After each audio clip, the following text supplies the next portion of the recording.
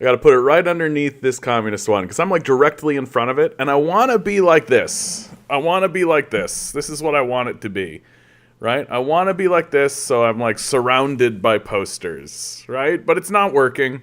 It's just not happening, right? Because I end up just like this because I'm like looking at a monitor right here, right? I'm looking at a monitor right here. And so I naturally want to be like this, which puts me like, I know it's such a small, but that's angles for you. That's how it works. Hope you guys are doing well out there. Matthew Boucher. I'm sure it's like Boucher. Good to see you, Matthew. You're the first one in. Look at you. Look at you sitting there with your finger on the button. Yep, communism killed the dinosaurs. That's right. That's right. Communism so powerful that it can destroy the dinosaurs themselves. So, one thing I really noticed, Rusty comes in third, says second. Thanks for being here, Rusty. Good to see you. Good to see you. I am noticing, I've said this before, but it's interesting how it does seem to be consistently ramping up. It does seem to be consistently ramping up, that there seems to be a consistent upward trend, a consistent sort of move in the direction of hysteria and desperation. It really looks like the media system is finally starting to recognize how fucked we all are. It's really starting to realize and recognize, like even the billionaire class, even the people who are at the top echelons of the society, right? I'm really, really seeing it in the Washington Post. Like the one establishment that I feel like is starting to take like a pretty big pivot and starting to really push the like, climate change, ha ha ha, right? But also on not just climate change, like social issues, things like this, that in my lifetime, the narrative really has gone from this is a you problem, individualism, you just need to work harder, all of these sorts of narratives.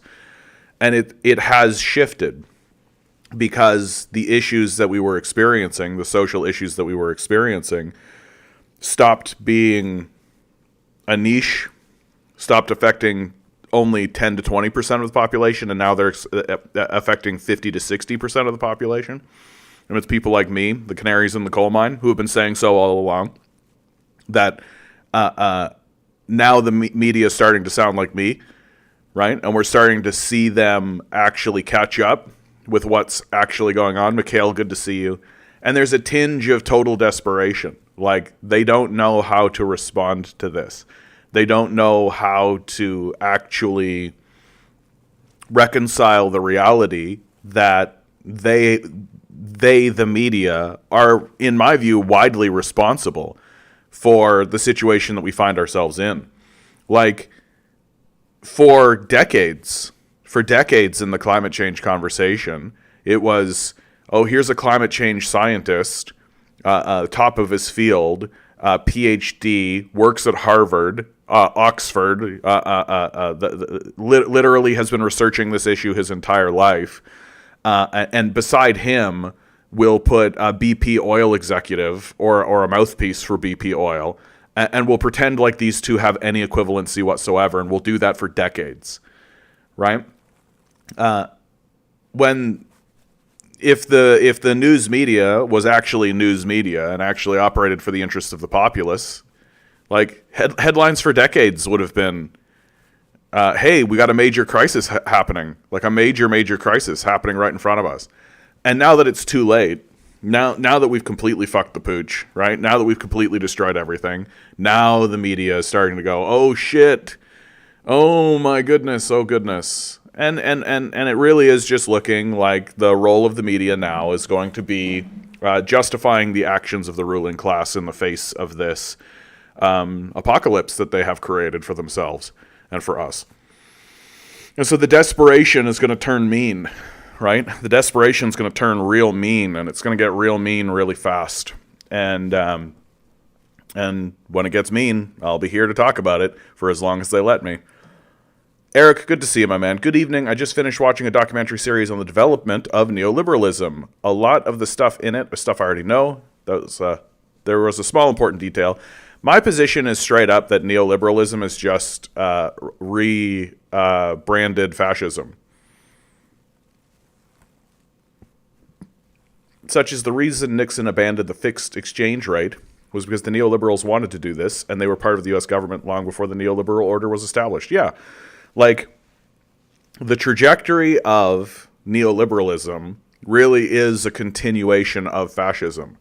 That if you go back and look pre-World War II and even post-World War II, right? Like there is this like sort of loving, like America and Americans had this kind of loving way of speaking about fascism. That there were lots of pro-fascist voices in the conversation. Because fascism as an economic system and as an economic way to order it is very beneficial for the ruling class.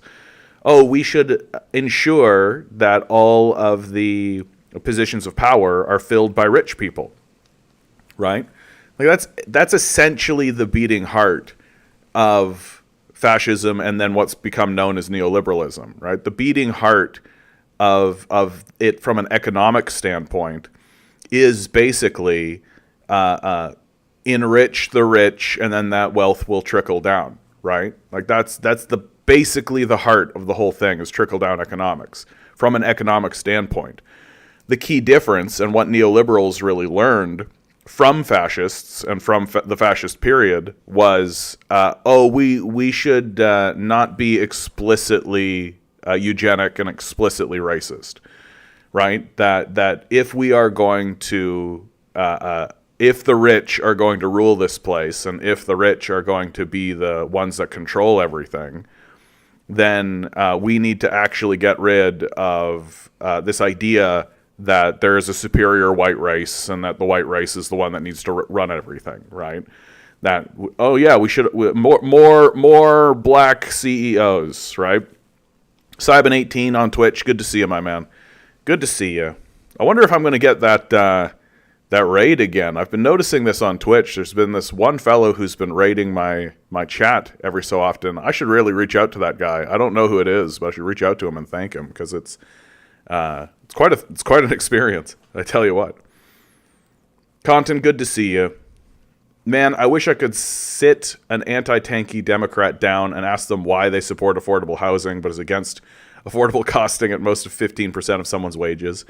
Yeah, I mean, it's very straightforward, right? They believe in capitalist realism. That's it. That capitalism is the most capitalism-y thing that is capitalism, and you can't get away from capitalism, so you just got to negotiate with capitalists. That's the beating heart of everything. We can't imagine a world without the capitalists. That the best that you can ever do is organize in order to negotiate with capitalists, because capitalism is inevitable. It's a natural force. It's the beating heart of everything. And if you tried to overthrow capitalism and the capitalist structures, then you're fighting against human nature, right? Like one of the things that's really striking my mind as I'm saying that is how capitalist realism seeped into Star Trek, right? I've been thinking a lot about Star Trek recently. It's been popping up on my feed more and more because I think people are beginning to realize how radical Star Trek actually was, right? And how radical it actually is. And the power structure always kind of knew how radical Star Trek was, which is why they had to destroy it.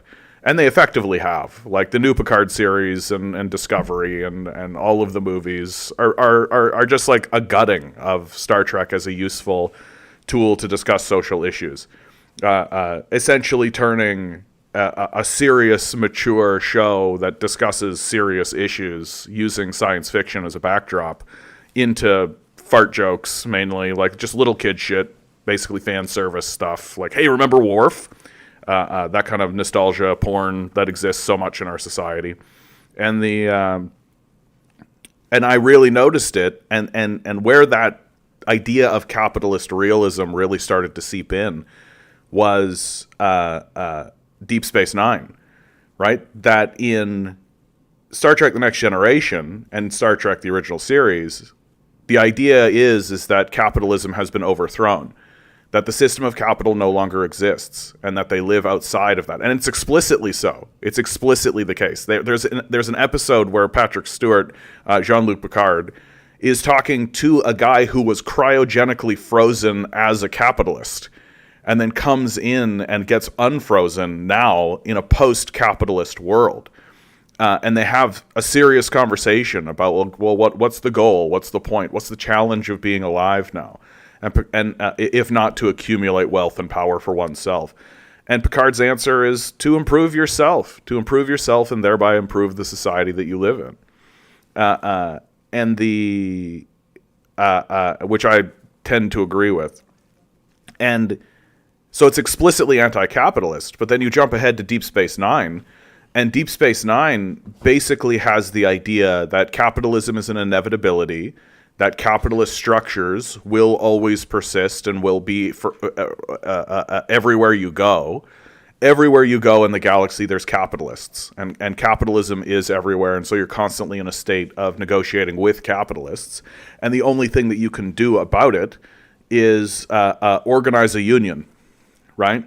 That's the tier, that's the length, that's the spot that the capitalists are willing to say, okay, you can have a union, and you can negotiate with us as a union. And that's considered the furthest to the left that one is permitted to think.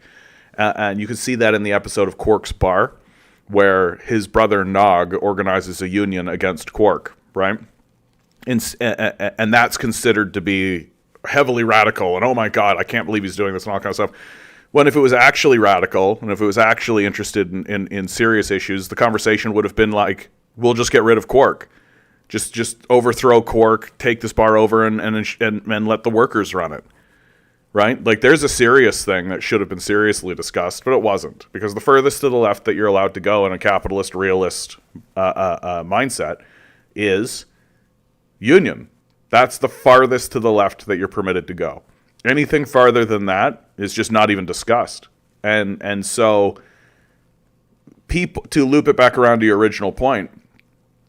People are caught in this, right? People are caught in this. That saying something like, get rid of the capitalists and just run it as the workers, oh, well, that's unrealistic. We need to be realistic about this, right? Because you live as a capitalist realist, right? That capitalism is real. And anything outside of capitalism is unreal. And so why do they support affordable housing?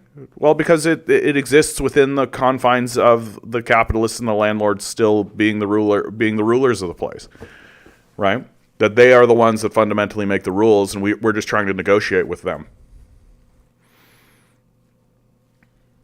Eric writes, I agree with you. There was a type of WEF where you had Milton Friedman, Friedrich Hayek, Nazi politicians were all part of it. Yeah, 1946, exactly.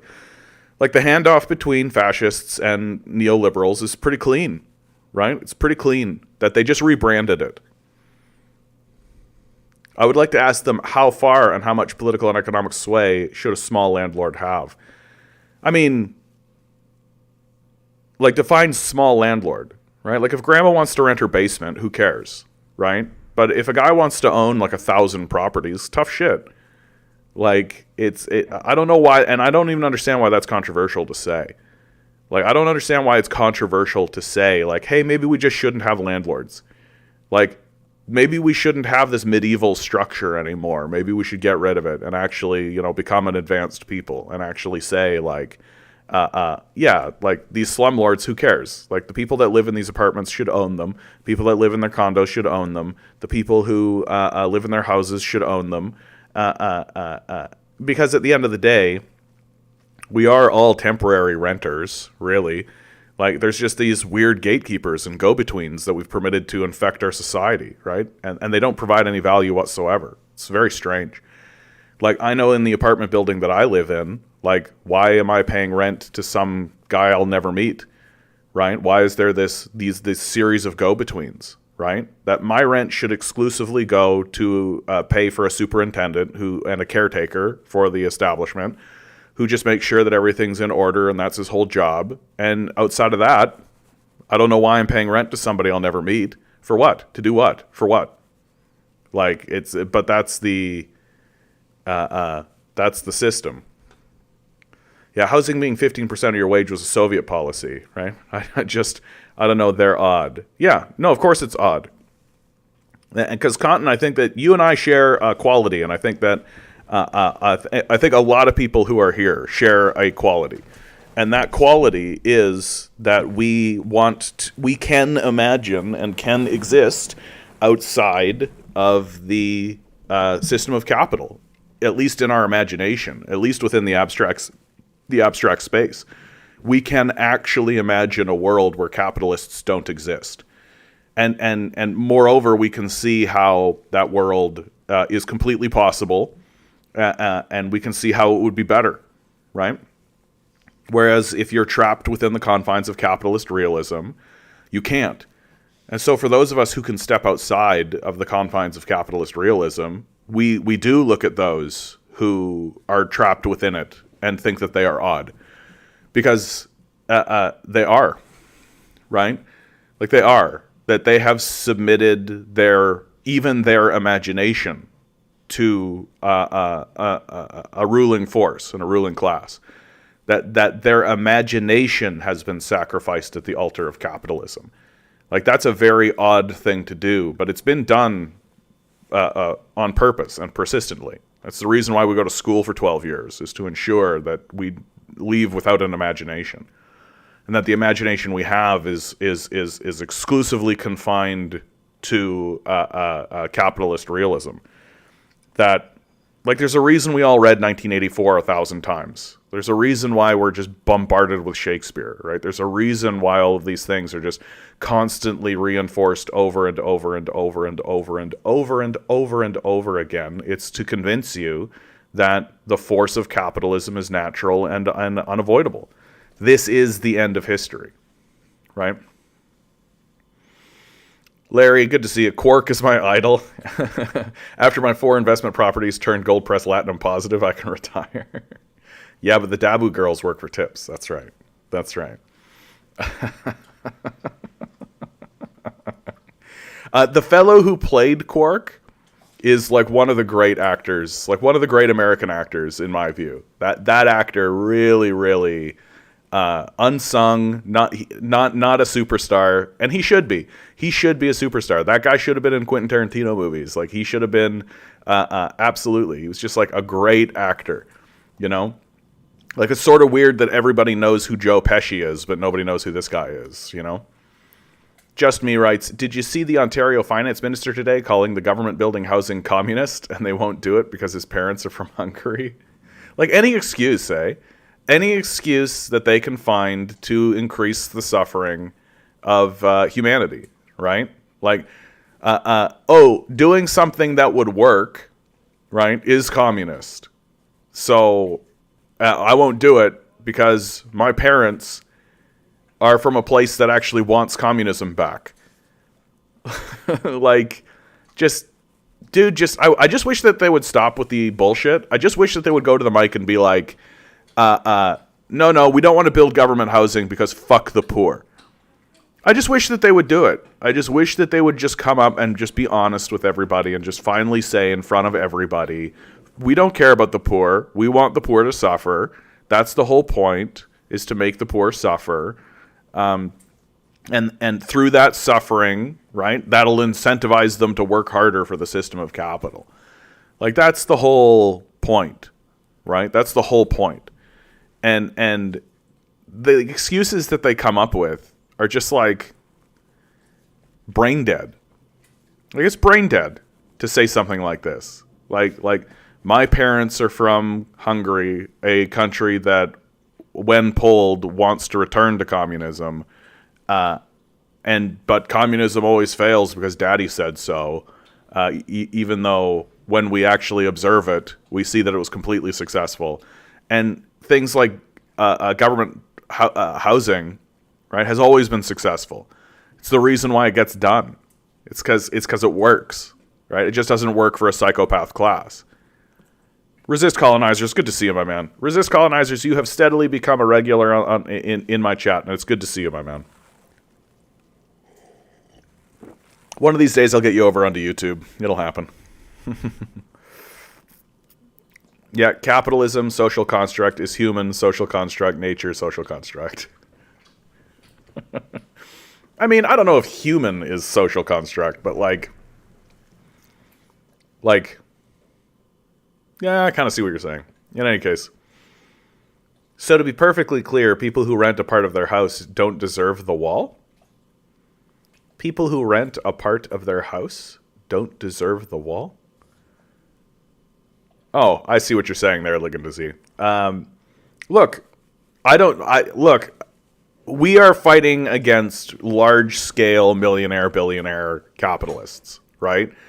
Like, I don't know why anybody would ever be offended by the idea that grandma would rent her basement, which is what they're 100% going to turn the conversation into every single time, because they're ludicrously stupid, right? That if you say we need to get rid of landlords, they're going to talk about grandma, right? And so we need to talk with perfect clarity about what it is we're talking about. Like, there are fucking slumlords that own thousands of properties. Like, that's what we're talking about. And to bring grandma into it is just to miss the point on purpose and to be purposefully dumb, right?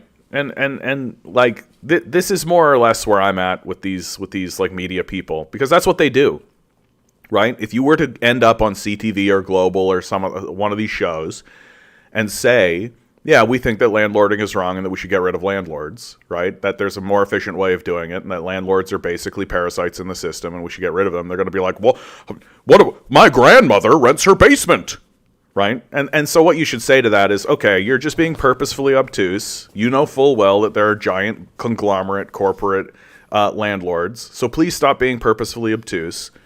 We're not talking about grandma, right? We're talking about millionaires and billionaires who are hoarding houses to exploit us for our need for shelter. That's what we're talking about.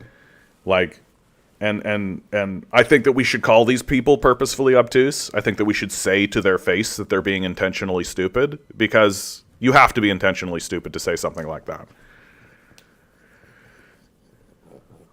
Yesterday you said, how can a small, shitty island take over the world? Yeah, the British Empire, right? By not doing anything. Now we're allowing 7 million people to get away with genocide. We're even protecting them. I mean, there's something to that, Isaac. Like, I also do think that there's something about the fact that when the British were doing what they were doing, there wasn't, like, high-speed communication. You know what I mean? It wasn't like people can send off an email, you know? So I think there's a lot of isolation. That the communications that exist between a place like India and South Africa, pretty difficult. And so if you have a highly organized force that is intent on conquering, then they can do so. And also the British had the technological advantage, right? Like so there are reasons. They also clear-cut their island, right? That helps. They just straight up clear-cut their island. In a proper society, Gamma would not have to rent her basement. Yeah, there's a good response too, Radio. Like, why should Grandma even need to rent her basement, right? What's the incentive for her to do so if everyone is housed, right? Like it's all, the whole conversation about Grandma surrounds the idea that Grandma needs to commodify herself. Right, that she is incentivized to commodify herself and to commodify her own living place. Yeah, Grandma renting her basement to survive isn't evil. MFers with 5 personal houses they don't even rent out are probably worse for the housing crisis. Yeah, probably. Like, definitely are. Like, we could solve this problem with a one-pager, is the thing, right? You only get to own 2 houses. There you go. Done. Would that create a housing crisis for the billionaire class and for the landlord class? For sure. Yeah, for sure it would. It would absolutely collapse the housing market immediately. It's like, cool. I'm down. Like, I don't know why people are so married to the idea that what's good for the landlords is good for us. Yeah, people are renting closets in Vancouver. Oh yeah, tell me about it, man. Like, I just rented out a room in my apartment. Right, gonna build a little doorway right there, just a little door right there, create a little bit of separation, and then they're gonna have the bedroom, and I'm gonna have this space. But we're doing everything we can to survive. And I actually consider myself quite lucky.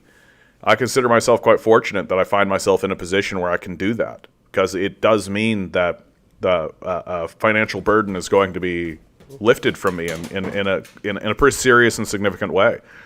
Like, the person already paid 1 month of rent to me, and I just felt like this pressure lift off my shoulders immediately, just like whoa.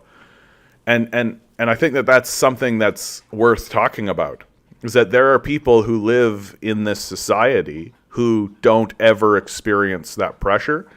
Like, if you're Justin Trudeau, right, you have never once experienced that pressure in your life. You have always had a place to live. You don't even really need to look at your bank account ever. Chances are good you have somebody look out for your finances for you. So you never really have any of that pressure whatsoever.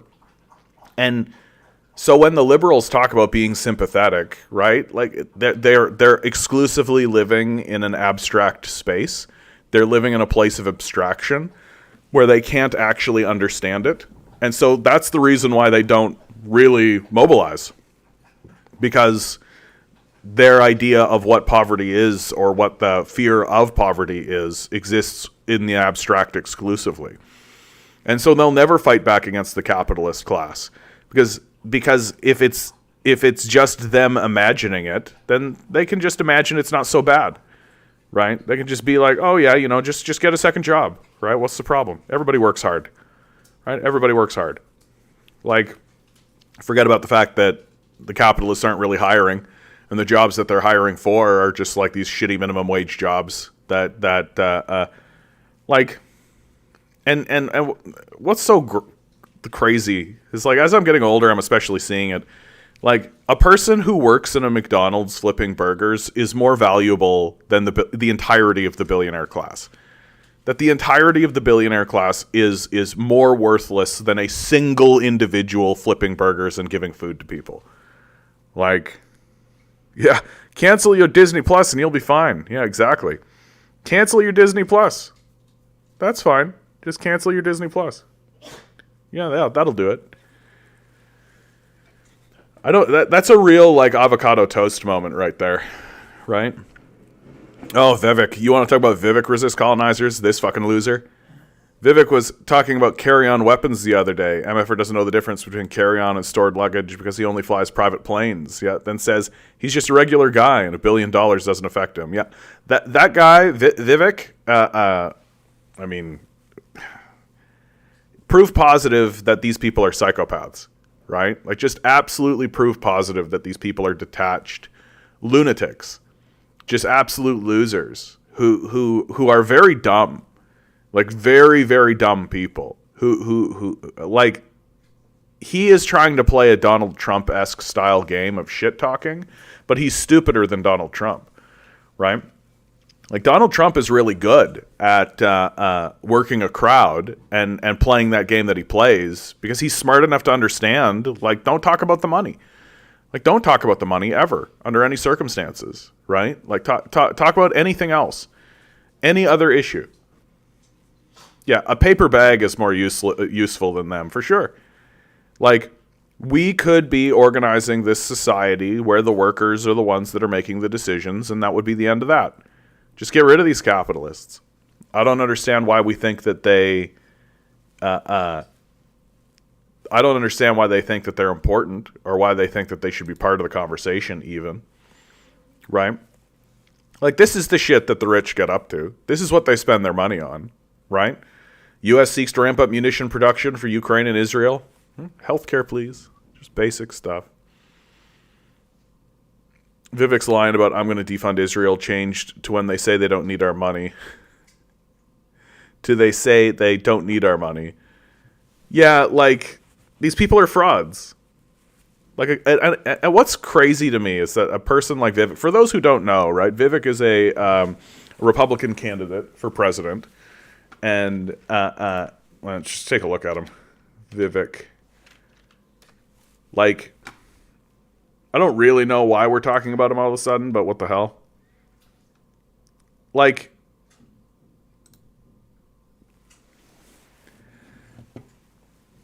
this isn't even one of his better pictures.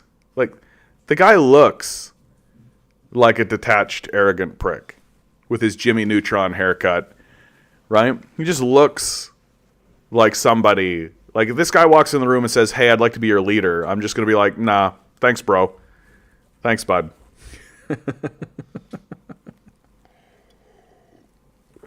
And some of the shit this guy actually says, yeah, just an example of a billionaire that came to mind. Like, but they're all like this, right? They're all like this, where they're so detached from reality, they don't know what's actually going on. You know, all they know is what they hear. They don't actually go to the places where poverty exists. They don't actually talk to people who live in poverty.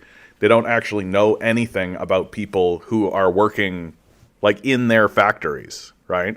Like, Jeff Bezos doesn't know anything about the people who work for him.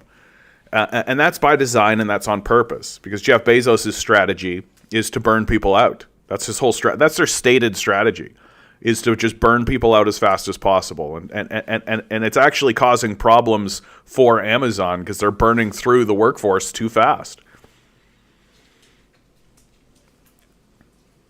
Republicans will say on camera that they like his ideas, but he's too brown. Yeah, well, at least they're being honest. His campaign is very irrelevant since Trump is going to win, and and if not, some other white dude will be GOP candidate anyway. Yeah, I mean but they're not running for today. They're running for tomorrow, right? Like, come on, they all know that Donald Trump's the candidate, right? Donald Trump has this like rabid cult-like following. Like, it's not rational what's happening. It really isn't.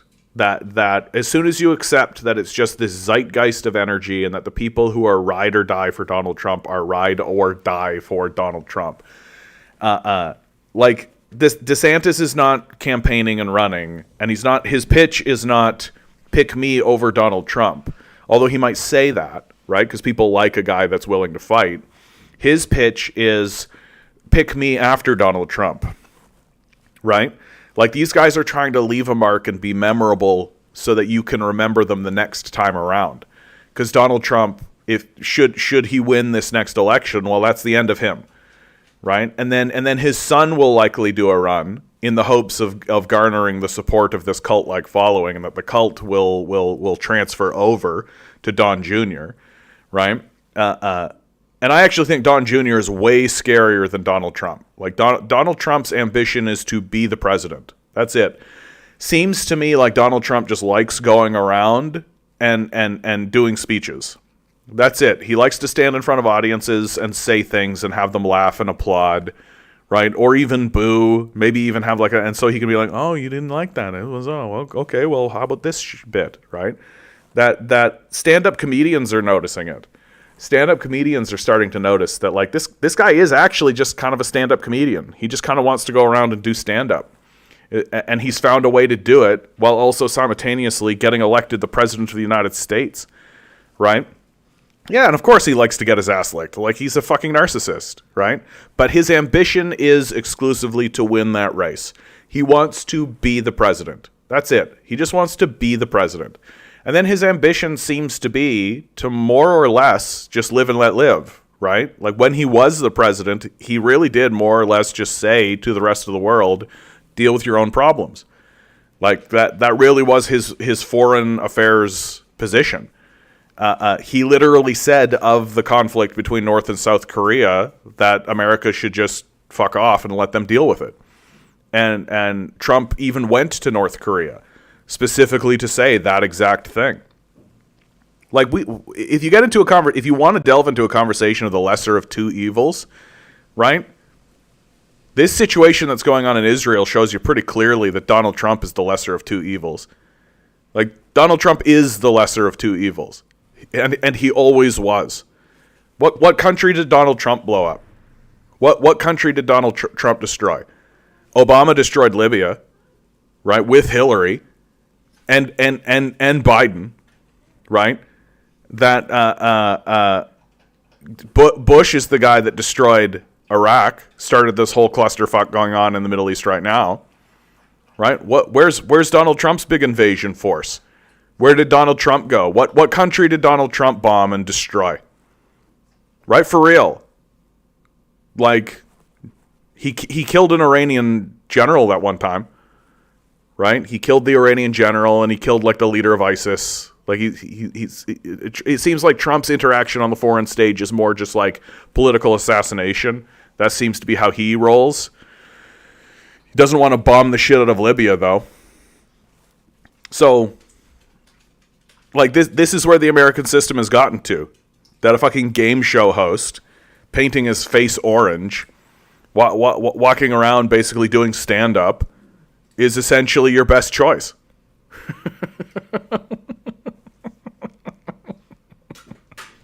Like, it's a cartoon. It's a comedy show. It's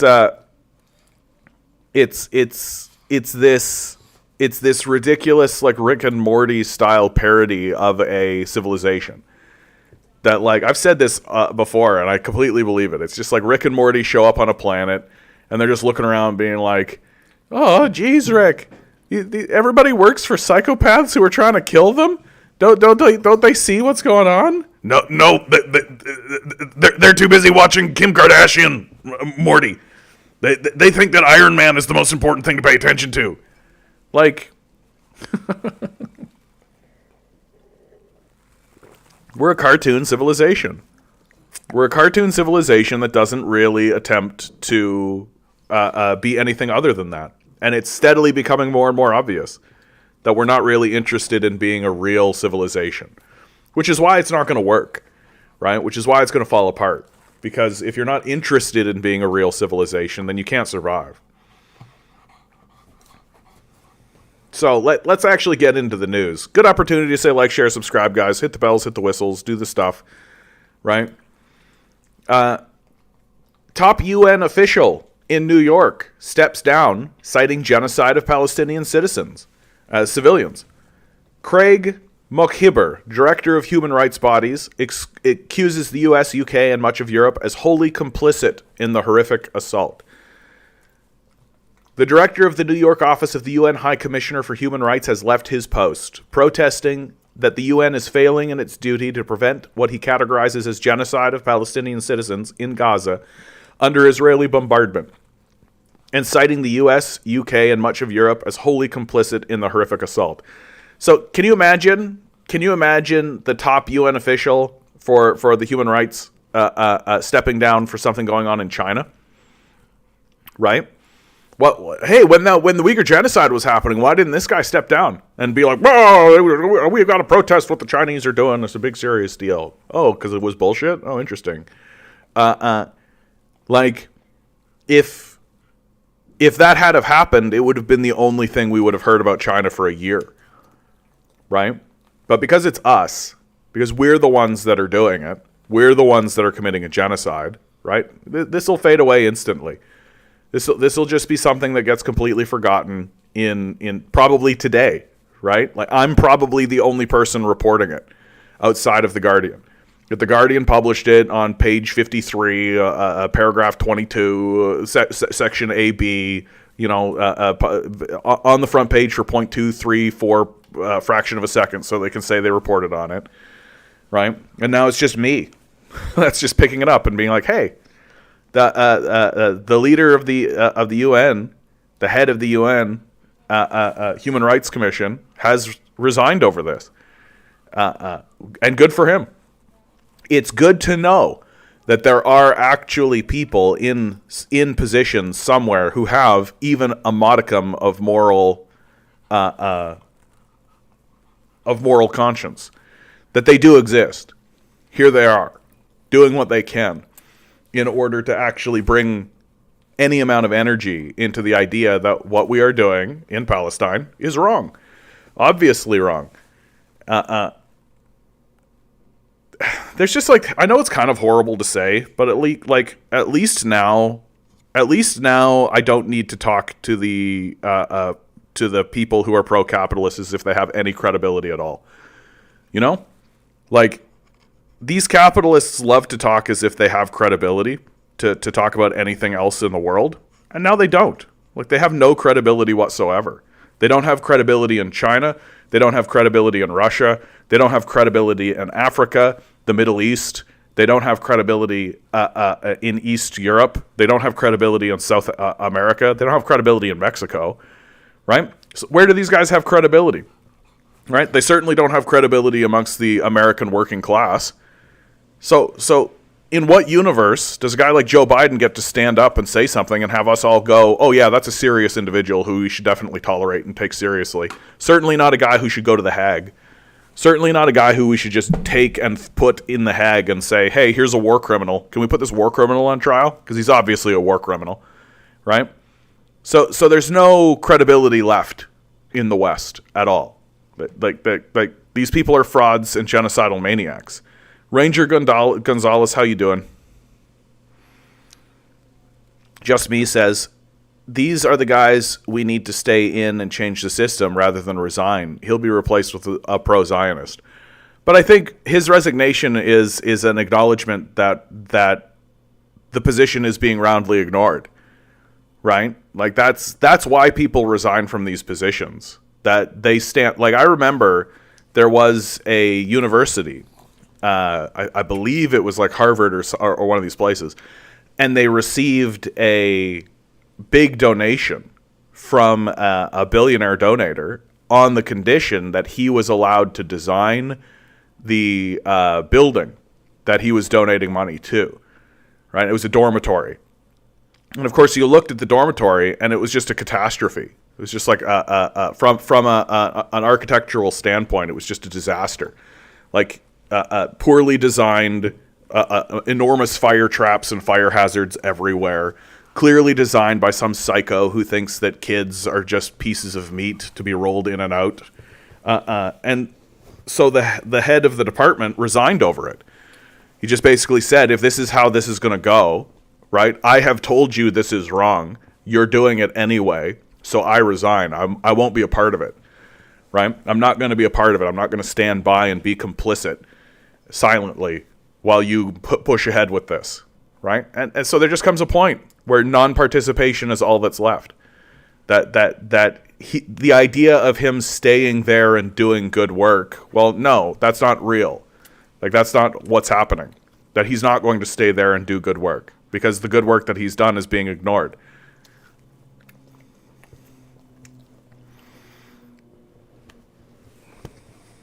But that's just it, right? We do report on it. Ranger Gonzalez, we're doing well. We're doing well.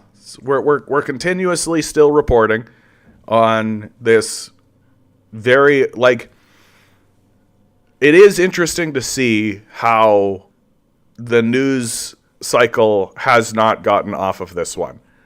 That a reason why I think the climate change hysteria has sort of picked up all of a sudden is because they're trying desperately to find a way to get people to talk about anything other than the United States' complicity in this genocide. And it's just become so clear to anyone that the state of Israel has just gone like full-blown Nazi. Like, it's really, really obvious at this point. Like, who's actually still defending these guys outside of the psychopath class?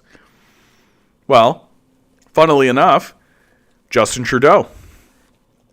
Justin Trudeau says the price of Israel's retaliation for Hamas's attacks shouldn't be paid by all Palestinian civilians.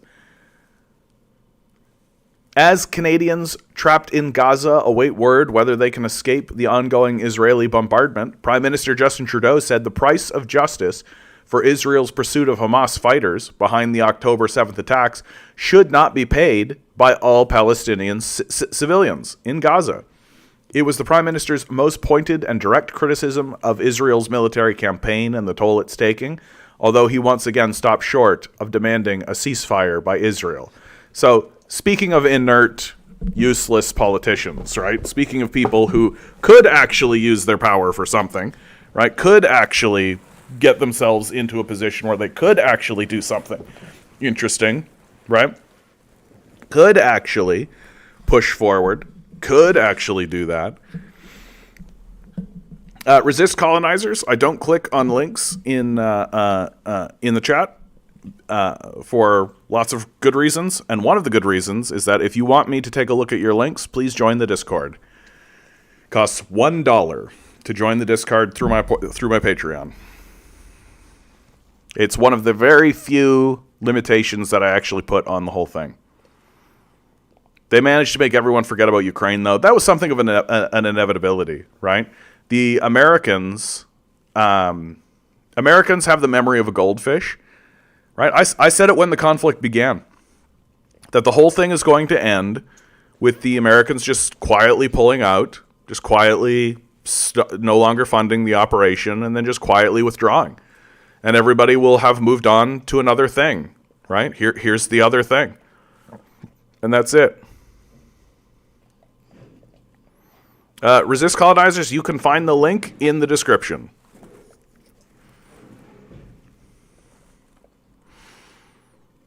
So, interestingly, like, this is what's interesting about the ruling class of at any time, right? Is that it's always a mixed bag, and it's always like sometimes they do good things and sometimes they do bad things. Well, here's Trudeau at least saying out loud that the genocide is wrong, although he's not doing anything of consequence, right? That he could actually lay it out. He could actually say, yeah, we're not going to send you military personnel, even though we are. We're not going to send you equipment, even though we do. Right? We're not going to send you this stuff. We are going to acknowledge that what you are doing is a genocide, and we're not going to support you. Yeah, Trudeau spent special ops, exactly. Right? So we are supporting it. Right? We are supporting it materially. So when Trudeau stands up and says, we shouldn't do this, well, okay, champ. Right? You're the one with the finger on the button. You're the literal prime minister of the country. You think that there's something that you could do? Right? You think that there's something that you could probably do about this, right? And all Canada really can do is withdraw support. That non-participation at this point is basically all anybody can do. Because especially Canada, like, we can't like mount an offensive or something, and we're not going to arm the Palestinians. Like, yeah, all funding is going to Israel now. Zelensky must be losing it. I mean, if I was Zelensky, I would have seen the writing on the wall right away. Like this is how you know Zelensky is a clown.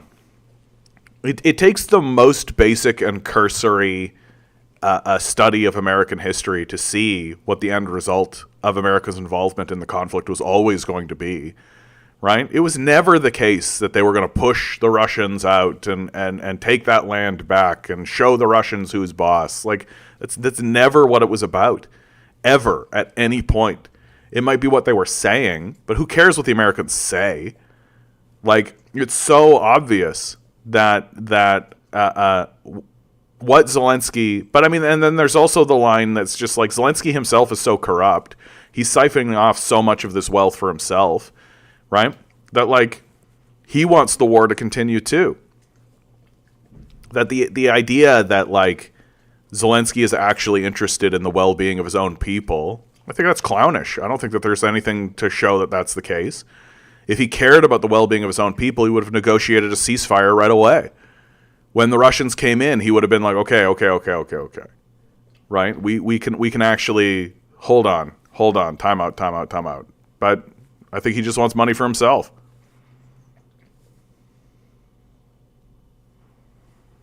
Yeah, a lot of corrupt people in Ukraine got set for life for sure at the cost of common Ukrainians. Yeah, and that's just that logic is going to extend to all kinds of things as we move forward.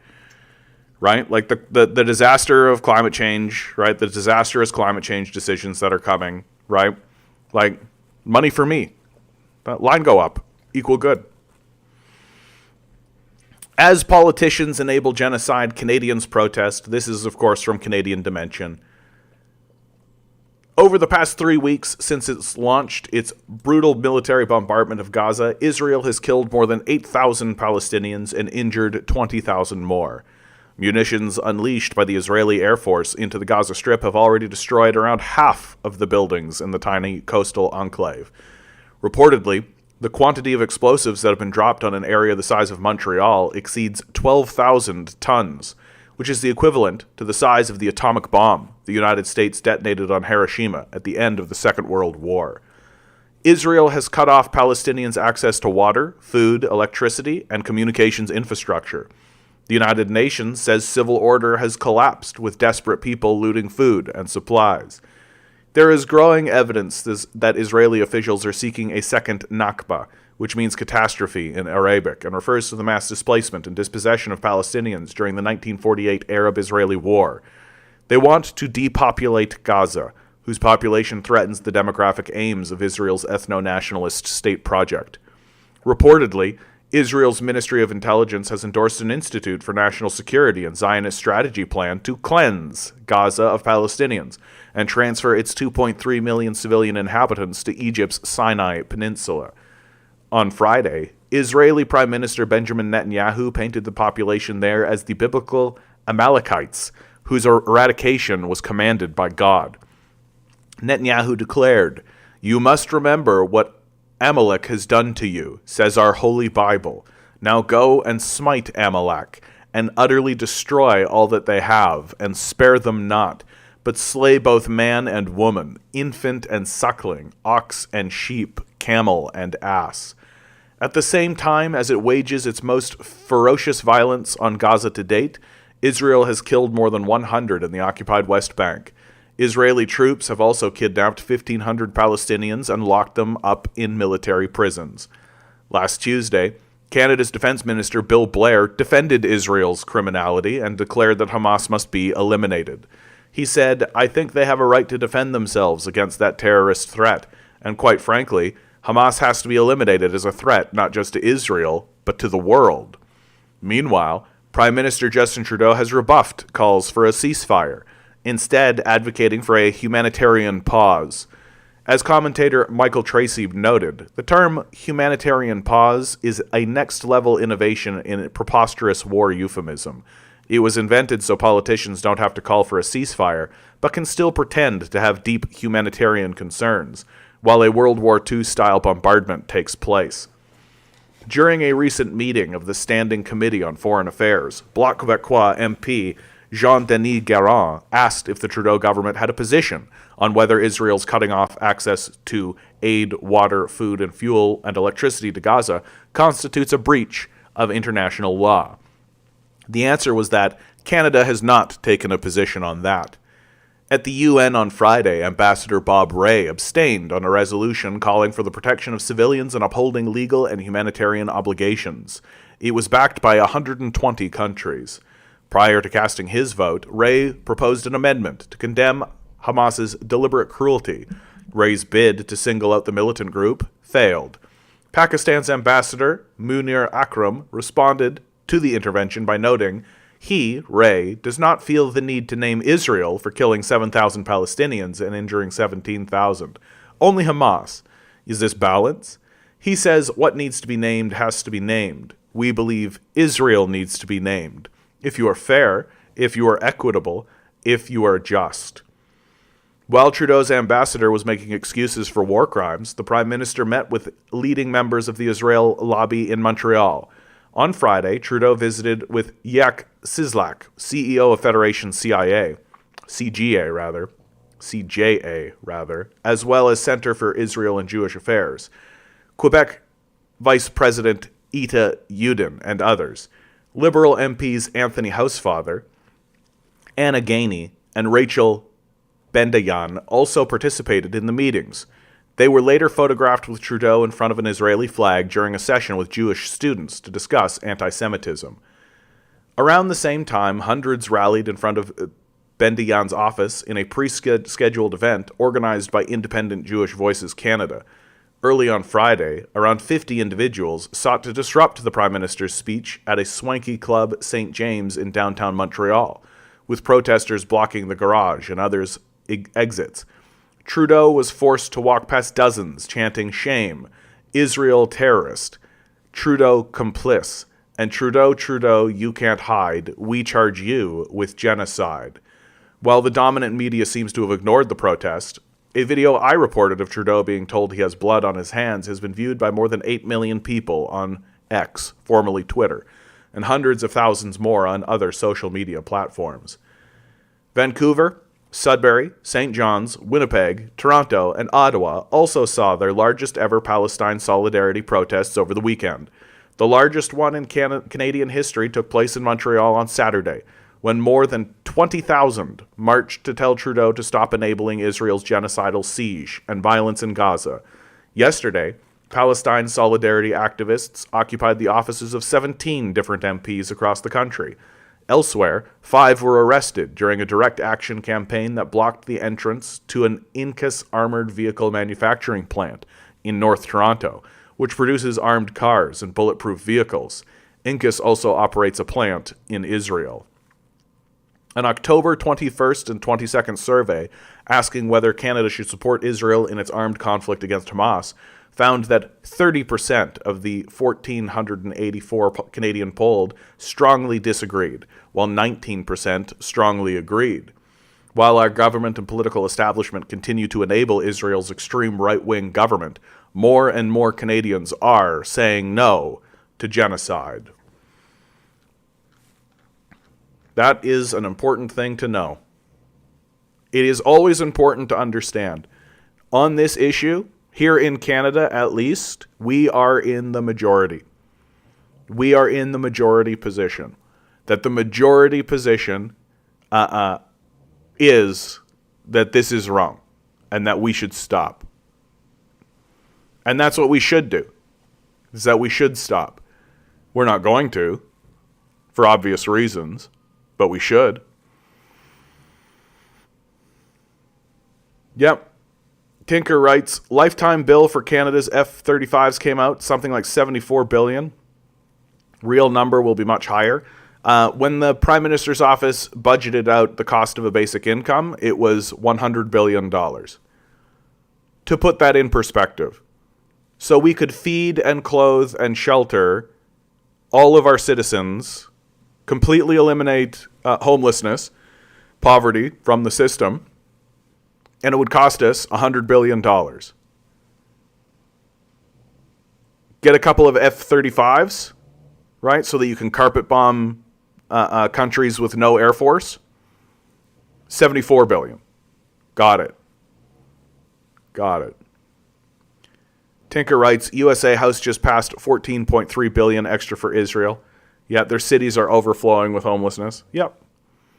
Can we get tuition-free education, better healthcare, jobs, infrastructure? Where's the money going to come from? Who's going to pay for it? Yeah, as if building infrastructure and having an intelligent, well-educated populace, good healthcare, jobs, doesn't pay for itself, right? Like the entire phrase, where's the money going to come from, how are you going to pay for it, assumes the importance of money. It's money worship. Like, how are you going to pay for it? Who's going to pay for it?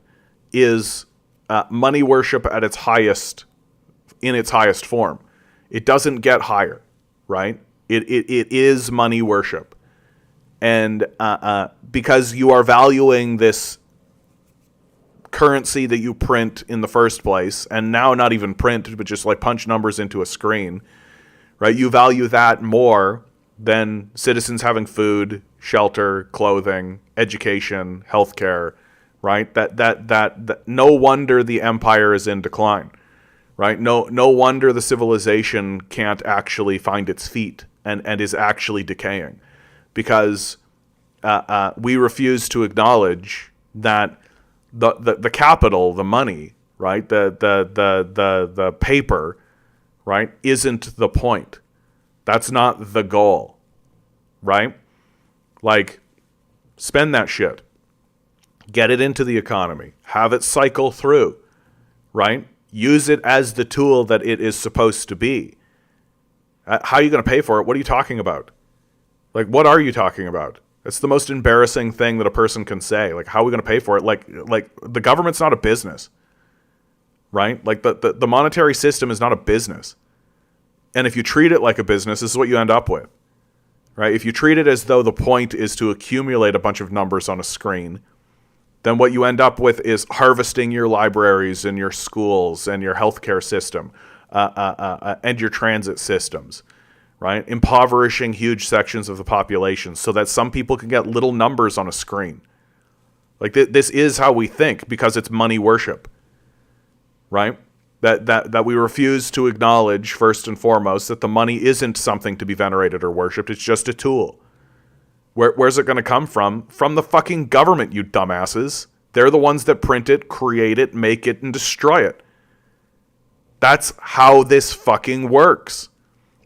And if we actually had like a responsible proletariat government actually in charge, they would create the money, send it through, and to avoid inflationary pressures, they would tax the pool of money that goes under the billionaire.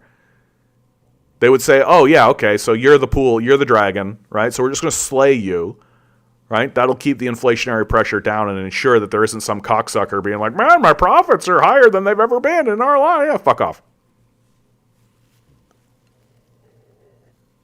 But we worship money, we worship the people who accumulate it, and we worship the system that does that.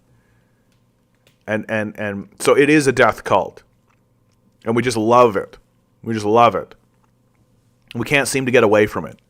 Because we live, to cycle back around to what I was talking about in the first hour, we live in a place of capitalist realism that nothing else we can get away from. Skadefron, you're back, rating with a party of 38. Skadefron, I don't know who you are, my man, and you keep doing this, and I really appreciate it, I gotta tell you. I really do. Where can I find you? Who are you? Yeah, I know you did. And you keep doing it. And I don't hate it. I don't hate it, my man. I just don't know who you are. Like, I don't know what here. Open link. I usually don't open links, but for you, my man, you keep doing this. All right, bud, I'm going to look into that. And I'm going to look at who you are. Because you're rating me, my man, so you seem cool. Yeah, sounds good, my man. Sounds good. He's from Denmark, covers Russia, Ukraine, pro-Russia, Palestine, Israel, pro-Palestine. Yeah, we are of a mind.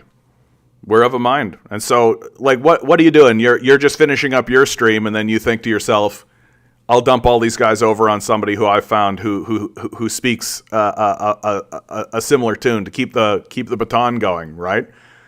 Well, that's Skatefront. That's very kind of you. Thank you so much. I appreciate that you have found someone you consider to be trustworthy with your own audience. That's very kind of you.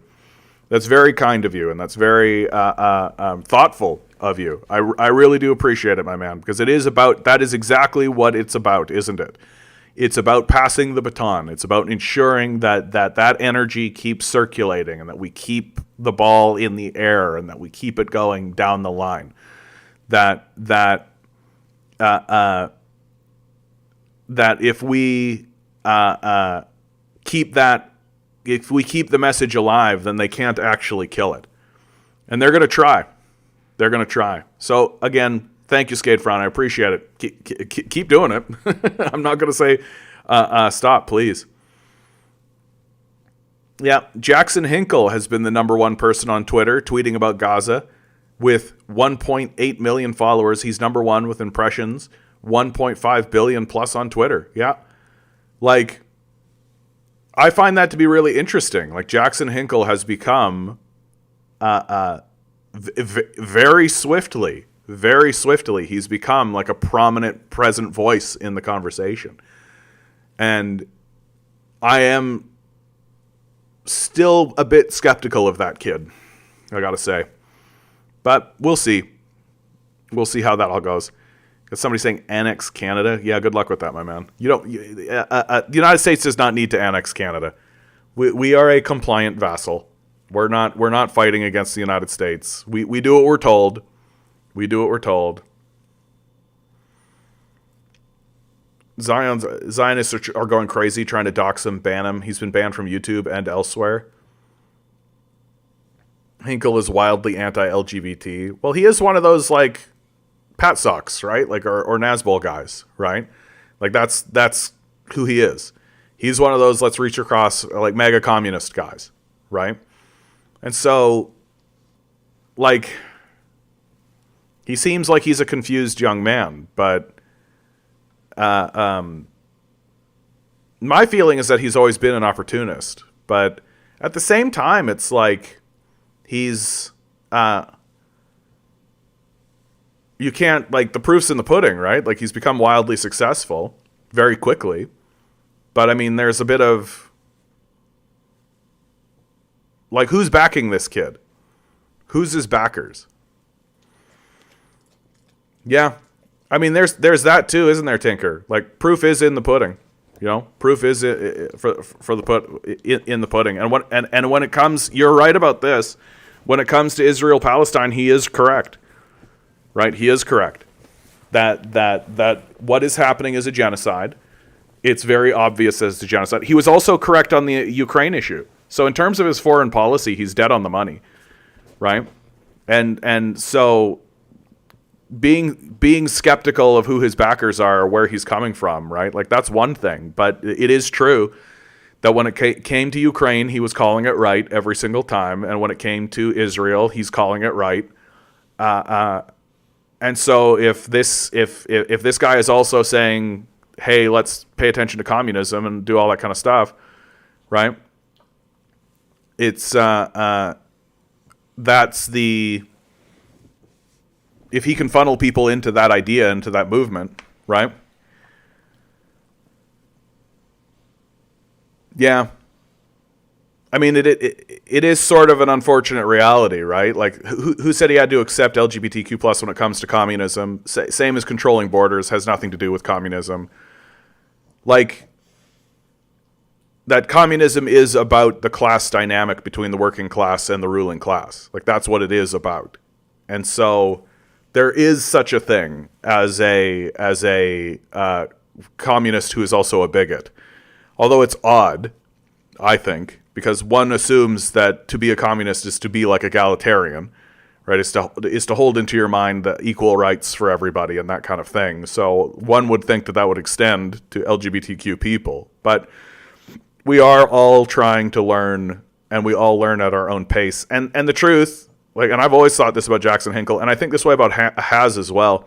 They're young men, right? They're young men, and they're still figuring out what life is all about.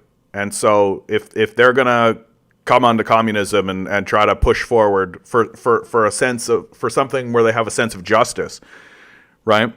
For a sense of justice, then fantastic. Yeah, anti-LGBT politics divide the working class. I mean, liberals are experts at using LGBT politics to divide the working class, right? Like, that's why it's used. And all sides are guilty of that. It's definitely the truth. We didn't get these revolutionary brothers from heaven. I forget who said that. That's a good line, though. Like, it is a good line.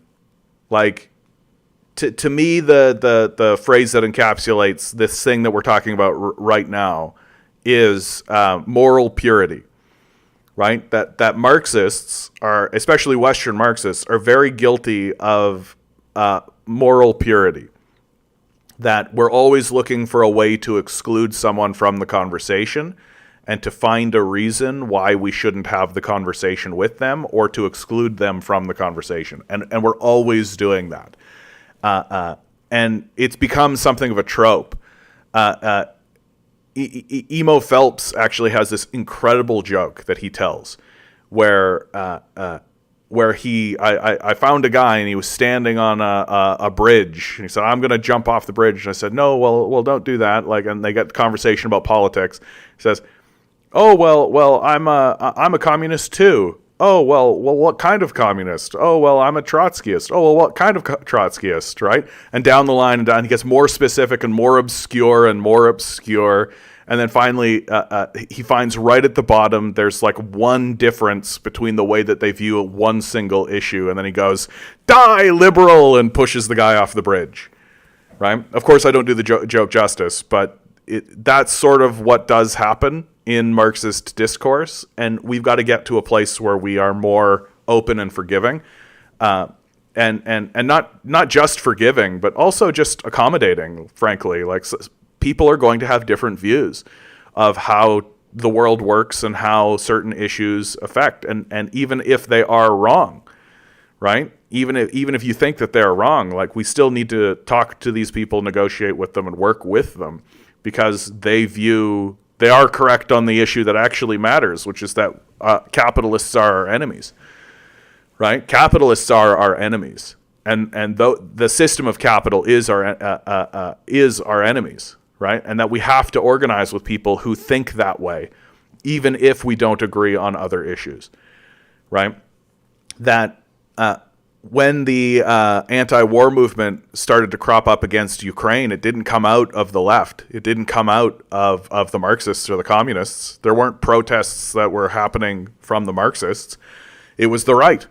It was right-wing people, right? And all the left could do the entire time was delve into this moral purity place and throw stones. It's like, why? Why? Here they are doing something that you ostensibly agree with. You should get out there and you should do that. And so my statement, whenever anybody came in here, and I will do this anytime anybody comes in here, right? I'll say, where's your anti-war movement? Like,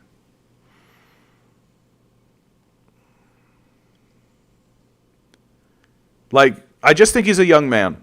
That's all. Yeah, why should communists in China, Russia, or Muslim countries wave the LGBTQ plus rainbow flag? I mean, and I actually think the LGBT and liberals specifically, have been hurting themselves, right? Like, if you actually believe in LGBTQ issues, you need to be anti-imperialist by your very definition. The fact that the empire is waving a rainbow flag saying it's okay to be gay while bombing countries is not good. It's not good for you, right? There will be blowback. People will fight back against that.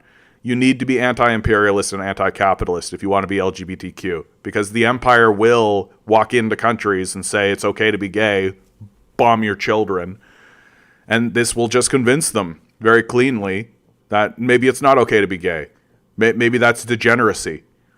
Right? Conton writes, hey guys, as a bisexual dude, should I be relieved that the bullet that kills me is by a misled, bigoted mega commie and not a fascist bullet? I mean, this is the struggle, isn't it? Like, because the issue of LGBTQ issues does matter, right? And very specifically, just for clarity, and Conton, you know this about me, I am of the opinion that everybody should be able to be what they want to be. That I have literally no right to judge, even. So, just very straight up. If everybody involved in the situation is consenting, then that's the end of the conversation as far as I'm concerned. That I tend to view people who are anti-LGBTQ and all of that, I tend to believe that they're quite childish. Because who gives two shits at all? Even a little. Like, even a tiny little bit. Chances are good that the person who's living that experience knows more about what's going on than you. Right? Very, very straightforward. And for me, it is very straightforward in that way. And that all of the excuses and all of the argumentation and all of the projecting that happens in regards to that issue is literally just a person who can't come to grips with the reality that maybe there are ways to live in the world that supersede your own experience, and that you just need to let go of it and accept it for what it is, right? And anytime they come up with an issue, or anytime they come up with some kind of imagined way of trying to attack, like trans people in sports, oh my God, like all that kind of stuff, it's just them projecting their own inability to grapple with reality. Like, turns out the universe is much more complex and much more difficult than your imagination. We need to unite with others regardless. That's absolutely true. Like, and I think that Tinker is really kind of nailing it, honestly. Like, I hope they adopt LGBTQ brothers, but we don't have that luxury now. Like, that's the truth. We don't have that luxury. Like, I wish that I could snap my fingers and a fairy would show up and bestow presents on everybody. Tough. Like, it's just tough. It's tough shit. Too bad. Right? Like, and we're certainly not going to get anywhere by by living in the divisions, and by creating by spreading antagonism. That's the hard truth. That's the hard truth. Oh, guys, and as I'm saying this, there's just bickering happening in the chat, in the Twitch chat. But look at what's happening now. And it happens every single time with the LGBTQ issue, right? Is that we have this conversation, and what are we not discussing? Right? That's how it works. That's how liberals do it. Right? That's how the wedge issue works. Is that they use it as a shield in order to deflect away criticisms of class. That anytime the class issue comes up, LGBTQ shield, deflect away. And it's not to say that it isn't an important issue, but that it gets supplanted for the issue. When I would argue someone's ability to have food and shelter probably supersedes it. I'd rather see communist flags than rainbow flags, but Soviet-style hammer and sickles aren't necessarily seen as pro-LGBTQ. Well, I mean, the Soviets themselves were not necessarily the gay rights movement that happened in North America is extremely new. And I just don't think people really respect exactly how new this is, and exactly how how intense it is, and how far along it's come, right? And in such a short period of time, and other countries and other nations and other places simply have not had that, right? And so what we have done and what we do is we take a look at a country that has not had a gay rights movement in the same way, that has not gone through that kind of cultural revolution that the gay rights movement brought with it. And to pretend like it wasn't a cultural revolution, I think, is incorrect. It was very clearly a major and dramatic shift in the way a populace viewed a social issue that happened over the space of an entire generation, and a major shift, a dramatic one. And for us to then turn to countries that are not going through that, likely because they're dealing with their economic issues primarily, and say, oh, you're inferior because you haven't had this cultural revolution and this cultural revolutionary force, and so that's justification for us to oppress you. It's self-defeating. It's completely self-defeating. Thank you, by the way, for the donation, my man, Tinker. I appreciate that. Good opportunity to say like, share, subscribe. Hit those bells, hit those whistles. Consider donating to the Patreon. Gets you into the Discord, allows you to continue forward with me, allows you to find me when they finally purge me from the whole thing. But more importantly than any of that, because donating is great, and I do appreciate it, I do value it, please tell people I exist. That's the most important thing. Please tell people I exist. I had a person tell me that I shouldn't support Palestine because I'm gay, and they would kill me. I say that doesn't mean I can't turn a blind eye to genocide. Yeah. I think that that's a way to say that, right? Is that,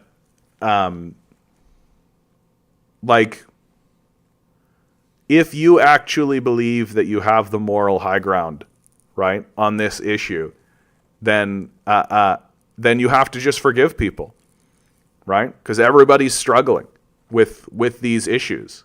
And everybody's struggling with their perception of reality, and everybody's struggling with a media system that exists to divide us along these lines. It exists specifically to divide us along these lines for the benefit of the system of power, right? And I can appreciate Compton's position, right? The mega commie struggle isn't my struggle, but in a way it is. In a way, it is. They are working class. They are struggling with the realities of being destroyed by capitalism. The ideas that they've come up with are bad, right? I genuinely think that like the libertarian-minded people, the mega-commie people, like they diagnose the issue correctly and then turn around and say, so the solution is more capitalism, and they say so as if that's going to work. I unironically don't know why I should lay down my life for people who is okay with folks like me being dead because we are inconvenient. I mean, I think that there is a bit of conflating that happens there, first of all. Like, I'd be surprised if all of these mega commie people were like Nazis on this Nazi level that we're existing in. But, I mean, I understand your struggle, right? I understand your struggle. Like, people are... people struggle with this issue. They just struggle with it.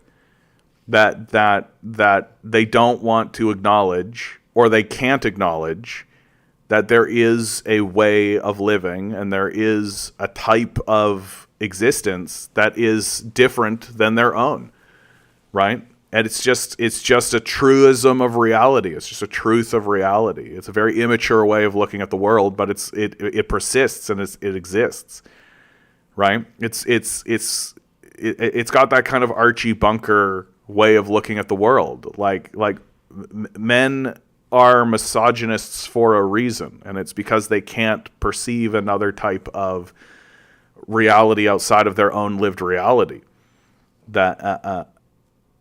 And it takes a moment of growth. It takes a type of maturity to get to that other side and to actually say, oh, okay, like there is another way of living that is built into the fabric of reality that supersedes my own perception, right? So how do we... But if all we're going to do is alienate these people as they go along that journey, right, then they will view us as enemies, that they will see us as antagonists. And that will just firm up and make their belief more concrete, right? Like I'm not saying it's easy, right? I think this mega communist stuff broaches the question of whether there is redemption for fascists and fascist flirters. Well, I mean, part of the issue I think that we're looking at is that America is a pretty fascist place, right? And that, to me, the core of why this mega communist stuff exists at all is that there's a group of people who acknowledge that something's gone wrong in the economy, something's gone wrong in the society, and they acknowledge that this guy Marx actually had a perspective that is worth listening to, but they are trying to keep hold of their own history or their perception of their own history, right? And they're trying to keep hold of the patriotism of the old guard and the way that they view their own history, that Lincoln was a hero and all of this kind of stuff. They don't want to throw everything out. They want to keep the American flag. They want to hang on to like, they are Americans and they are going to hold on to America, and they believe they're fighting for America, and they don't really want to admit or don't actually view America as a fascist concept, that America itself is a fascist concept, and that they themselves live within this fascist structure that is, by its definition and its very existence, fascist. But they don't see it that way because they were born in it and they live in it. It is that perspective of a child that views their father as sacrosanct and superhuman. That children believe that their parents are gods, and that everything their parents said is coming from the word of the Lord themselves, right? And so it marks a child, and it marks them because they hold this perspective and they hold this view of their parents. That a big part of growing up is shedding that and realizing this guy's just a guy, right? That sure they had a kid, right? And that was me, right? But they're just a guy and they just tried their best, and that's fine. And you can do that very thing with your own country. And that more or less is what I think is happening with these mega communists and these patriotic socialists and all these guys, is that they have seen that what is going on is not working clearly. Like it's clear as clear can be at this point, right? Homelessness is spiking, food bank use is spiking, the society is in decay, infrastructure is crumbling, right? You've got to be a complete and total dullard at this point to stand in front of anybody and say this society is working. Obviously false, obviously not happening. And so they're reaching for these solutions, right? They're trying to reach for alternative solutions, and they are finding root in a Marxist language and Marxist understanding. But they still love their dad. They still think their dad is kind of has this superheroic quality, and they want to be able to merge their dad with these new concepts, and they fail to recognize that that's not going to happen, right? It's just not going to happen that way. Because America was always a fascist country built on fascist principles, and is the antithesis of everything that Marxists and Marxism stands for. Like we can't actually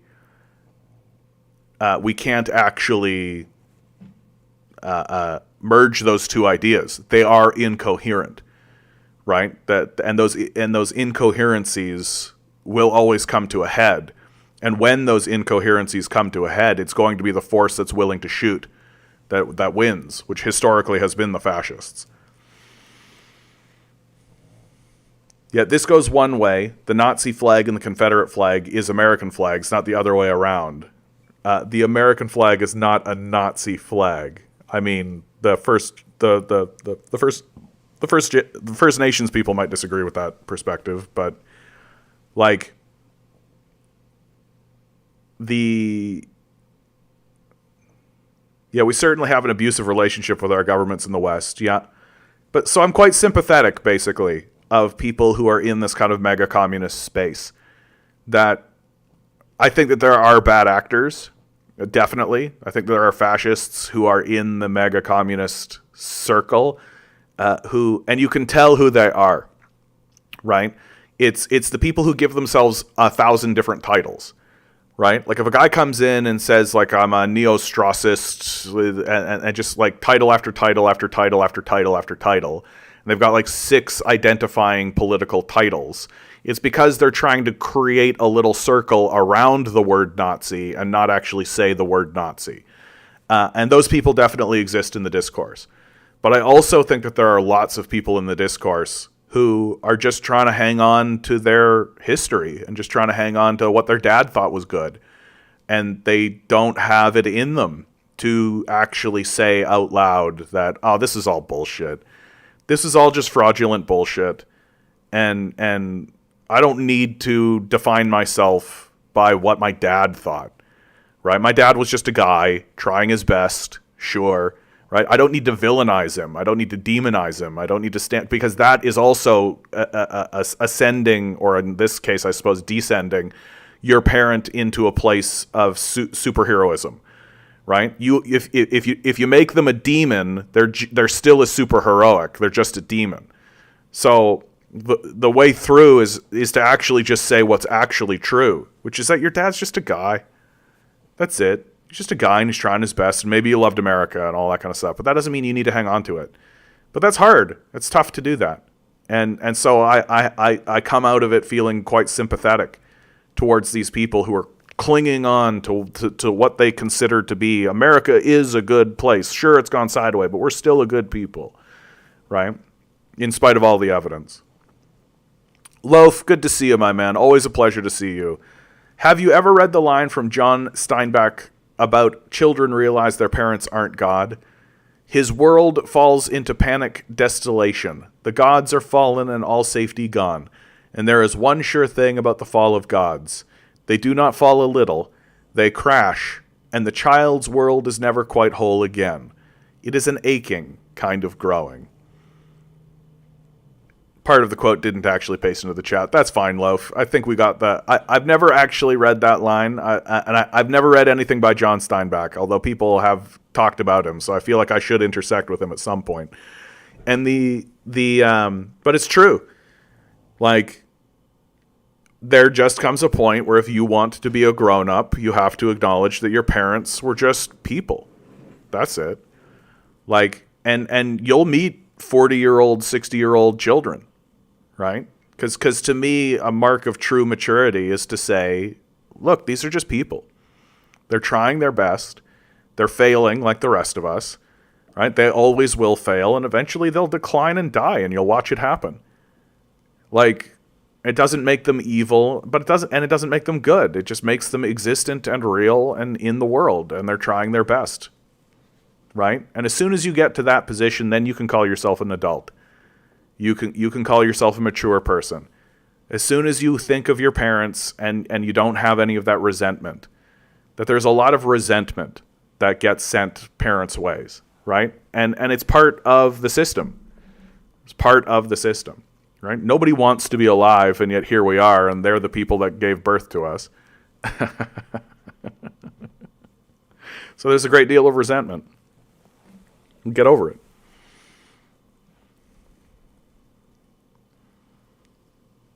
I don't particularly distrust the mega commie regulars. I do distrust their vanguards because they're smarter than all this and just doing deep fried tailism. Yeah, content, I think that's a fair thing to bring up.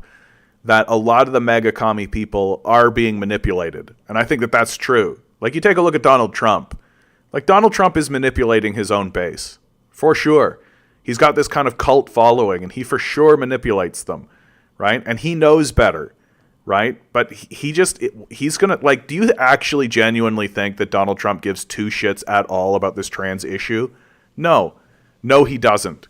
All he knows is that when he stands up and says, and the trans people, they're getting into sports and I don't know about that. And people stand up and clap. They give him standing ovations for talking about the trans issue. And we've got him on tape. We've got footage of him commenting on it in real time as it's happening. Wow, people really care about that, eh? People are really clapping really loudly about that. Wow, interesting. Right? Do you actually genuinely think he cares? No.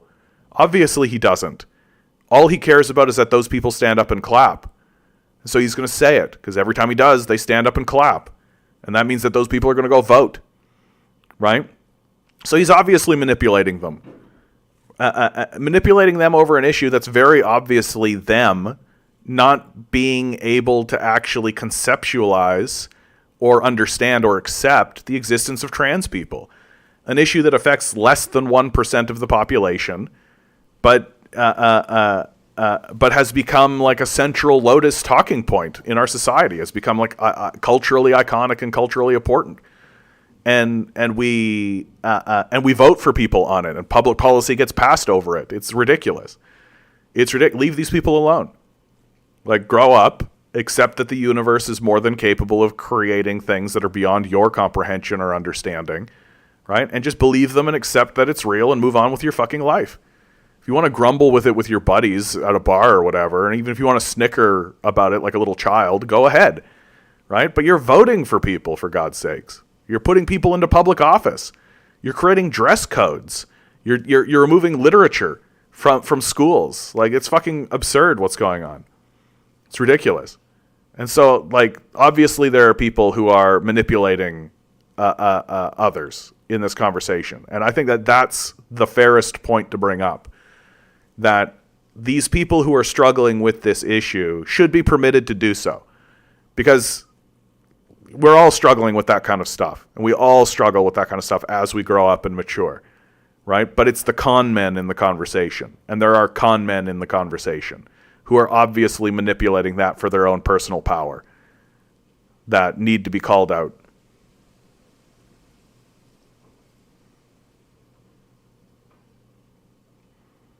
I hope the USA doesn't get as bad as Canada. I mean, we are honoring Nazis.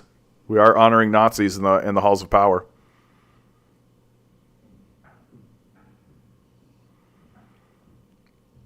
Yeah, people who come into like my chat and try to simp about MAGA, I'm a bit like wrong place, buddy. Like I'm not.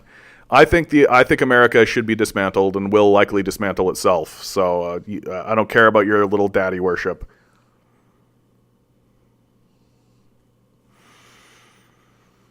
Jackson Hinkle Tinker says, I'm sorry, I cannot disavow Jackson Hinkle. He's literally putting his life on the line. 1.5 billion tweets about Gaza, defunding Israel. Yeah. I disagree with his anti-LGBTQ stance. Yeah. Hopefully he grows up. Jackson Hinkle made a fool of Tim Pool and two others when he was on their show when he tried to bash communism. He's a great orator. He's slick. He's the largest follower other than any other commie I know.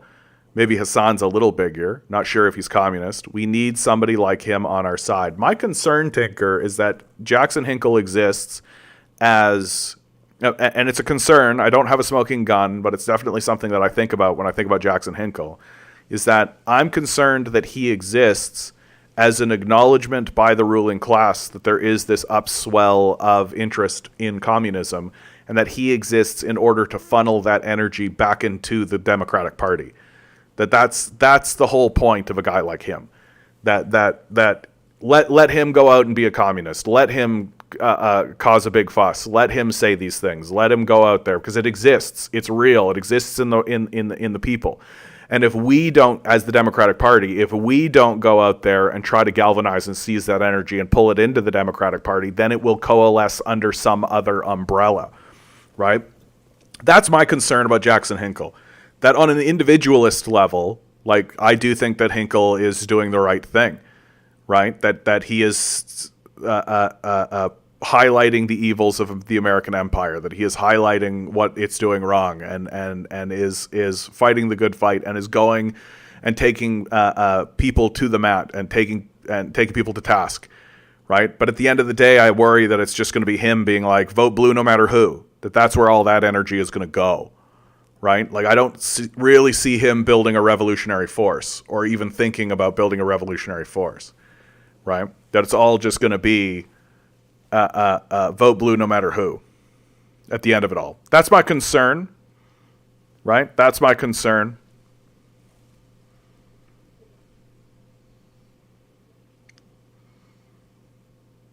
I don't know about Hinkle funneling. Yeah, and again, like, I'm not married to this concept. I could be convinced otherwise.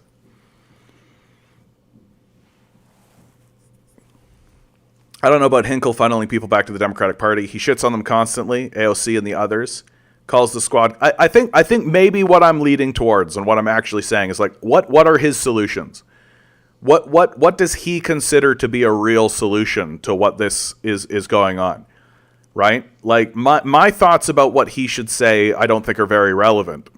I would like to know what he plans to do. What are his thoughts about where we go? What are his thoughts about how we should organize? He's the one that's in the position, right? Like, this is my big critique about Hassan, right? Hassan seems to exist in order to prop up a business model, right? And that these guys seem to care more about their business than they do about a movement. That they're not actually trying to galvanize a public to become politically active in a serious way that threatens the power structure. That they're just trying to prop up their own business, right?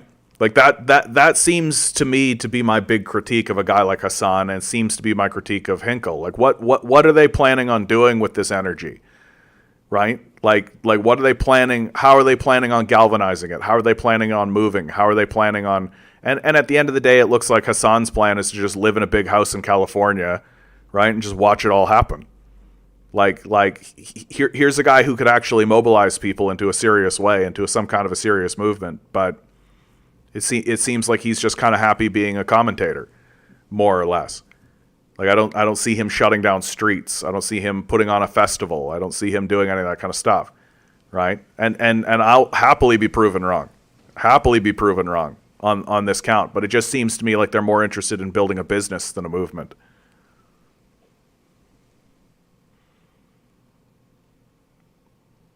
I wouldn't define Hassan as a liberal, but Hassan's uncle is running for president. That's true. Jackson Hinkle can easily go right and make tons like Kermit. Instead, he stood his ground. He's been banned by most platforms, PayPal, etc. That's true. The fact that he does get banned from places, like, that gives him a bit of credibility. No, I mean, look, I feel like I'm in a real we'll wait and see sort of place with him. That's the bottom line. Like, wait and see. Stay tuned, right? Like, I'm not It's the swiftness of his ascension that makes me so skeptical. You know, like that really is kind of the truth about Jackson Hinkle. Like, it seems very, like he just seems to have come from nowhere and just blown up and just gone up the chain as fast as possible. And it's just very difficult for me to believe that somebody's doing that without having backing, without there being more going on, right? And the truth is that we don't really know anything about this guy, right? Except the fact that he is taking the position that he's taking on Israel and on Palestine. And just me, you got me. You got me, just me. Just me spitting the facts, telling the absolute truth. Finally, somebody willing to stand up against me and tell it how it is, just me. You're right. You don't trust him because he's pretty. Fuck you, just me. You got me. This glorious, handsome Adonis young man with his youthful vigor. How dare he?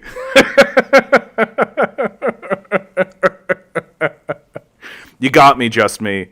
Peg me to the wall, 100%.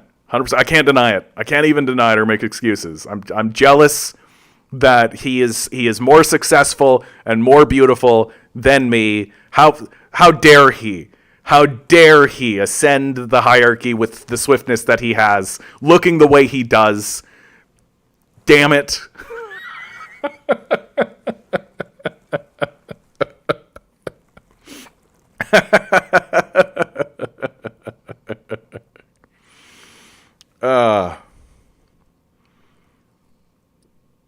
Oh, yeah. I cannot believe that Andrew Tate is still a thing. I just cannot believe that people still listen to this guy. Like, that's what's startling to me about Andrew Tate. Like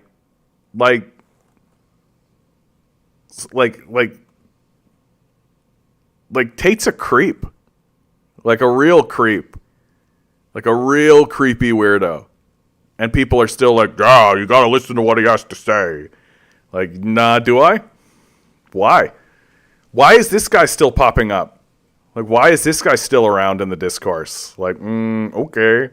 Real gonna take life advice from a guy like Andrew Tate. Yeah, gonna get on that.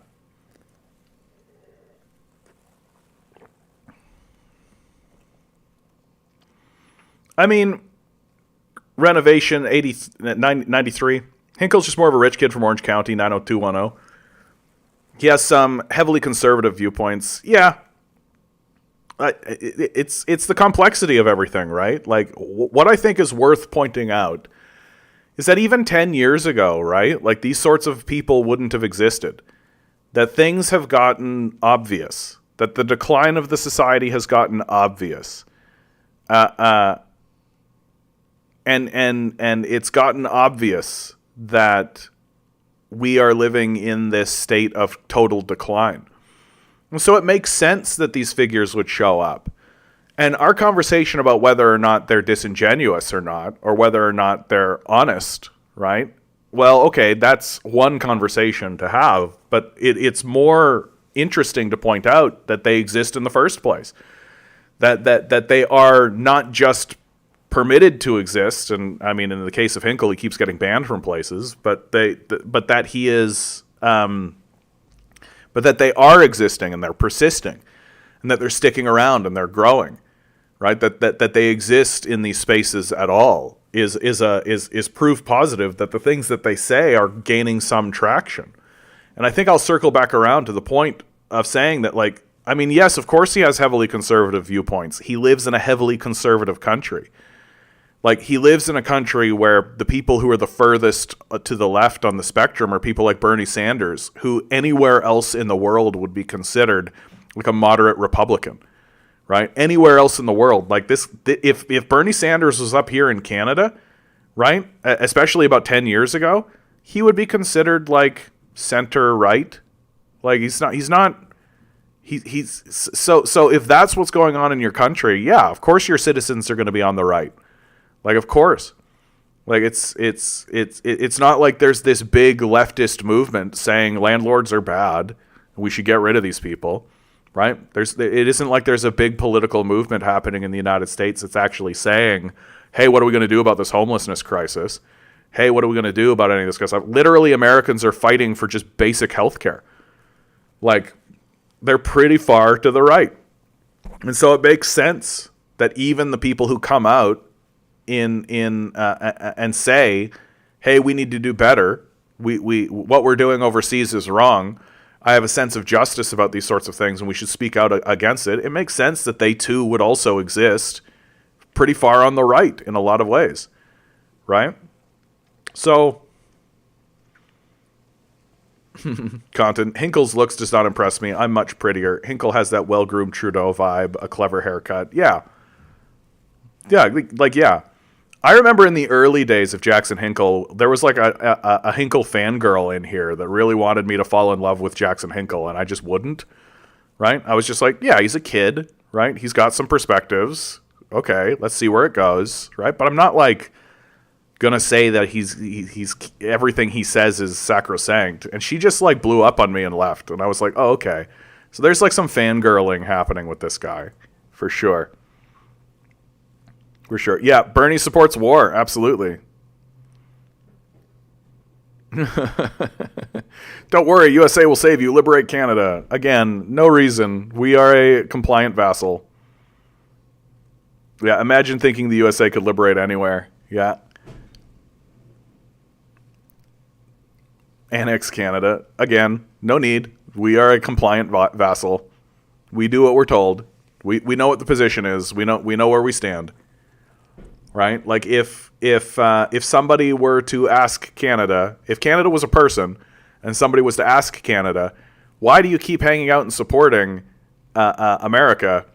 Our answer would be, well, as long as they're bombing you, they're not bombing me. That's it. That's how we roll. Oh, yes, I love this Freudian slip. Spokesperson for Netanyahu, I can tell you that we are not targeting anyone else in Gaza but civilians. Amazing. Amazing. This video is worth showing, even though I'm not going to turn the volume on, because it is showing that there is a website now that is gathering information and essentially doxing people who are pro-Palestine, college professors, students, movements. They have a report an incident where you can anonymously name names, right? And this is Harvard Palestinian Solidarity Committee, Harvard Hamas. Like this is what's going on Harvard campus right now. That if you come out and say, I support Palestine, you can end up on a list, right, on a website and be doxxed for it, right? That's what's going on in America today.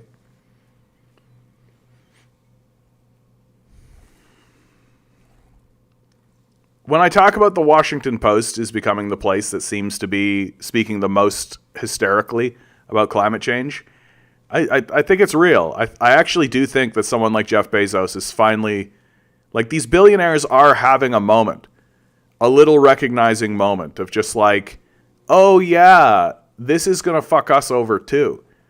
We're going to lose, if not our lives, certainly a lot of money, which is the only thing they seem to care about. Years into a climate disaster, these people are eating the unthinkable. In South Sudan, war and semi-permanent flooding have left people to scavenge for food, with long-term consequences for their health. South Sudan. It was 1 p.m., her children still hadn't eaten, and every item on Niagwe Dak Keith's long to-do list pertained to surviving another day. So, Niagwe grabbed a plastic bucket and an empty sack and set off from her village surrounded by floodwater. Those waters had upended her life, but it also provided a food option. Not a desirable one, but one of the few left. Water lilies.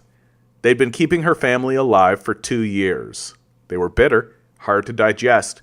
They required hours of manual labor, cutting, pounding, drying, sifting, just to be made edible. Niagwe could still remember her initial shock at eating them, figuring they'd be a short-term measure. And now, with the floodwaters holding their ground, she could trace a 2-year arc of distress in what the lilies had become. Sustenance so vital that people were slogging farther and farther into the waters to find them. before someone else did. Like, this is kind of like poverty porn, right? So liberals can tilt their head and be like, like, floodwaters have come up, fucked with the people of South Sudan, right? Fucked with everybody. And now we're writing articles talking about how sad we should feel. Instead of saying, like, hey, how about we stop polluting? How about we just stop polluting? Like, how about we just fucking turn off the coal mines? Stop this outrageous bullshit. Right? No? Why? Oh, because you got to drive your big fucking truck. Right? You got to just drive your big fucking truck around.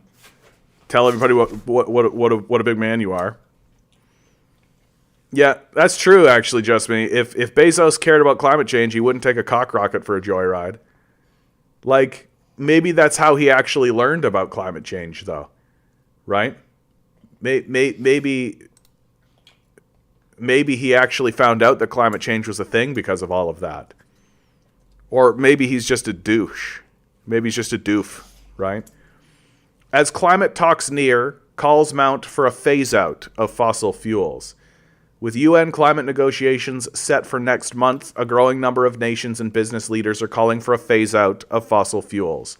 But with major fossil fuel expansion projects moving ahead around the globe, advocates of strong action face a daunting challenge.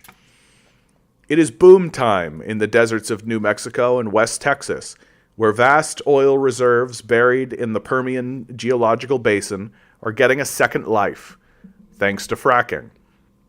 Though tapped for more than a century, the basin still contains the largest oil reserve in the United States, and one of the largest in the world.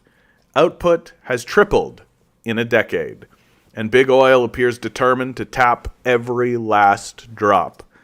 In October, Vicky Holub, CEO of Occidental, one of the largest operators there, promised yet more production in a basin that Bloomberg last year described as uniquely positioned to become the world's most important growth engine for oil production. Did nobody tell them about climate change? The fossil fuel business is burgeoning too on the frozen shores of Arctic oceans and at the giant Bovenenkovo gas field in Russia's Yamal Peninsula. By drilling deeper, state-owned Gazprom plans to more than double production by 2030. Bovenenkovo may soon be producing 40% of Russian gas. Meanwhile, China itself is set to open dozens more giant coal mines, each with reserves whose burning would emit more than 1 billion tons of carbon dioxide. China has almost a third of the world's proposed new coal mines, and Beijing this year announced plans to fast-track them into service. Similarly, off the reef-lined shores of the Persian Gulf, the world's largest supplier of liquefied natural gas, Qatar, is preparing to expand production by more than 60% between 2021 and 2027.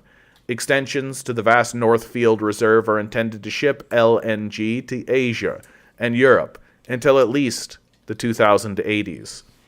These developments, often called carbon bombs, for their potential to supercharge the accumulation of CO2 in the atmosphere, are among the largest of hundreds set to expand global production of fossil fuels in the next few years.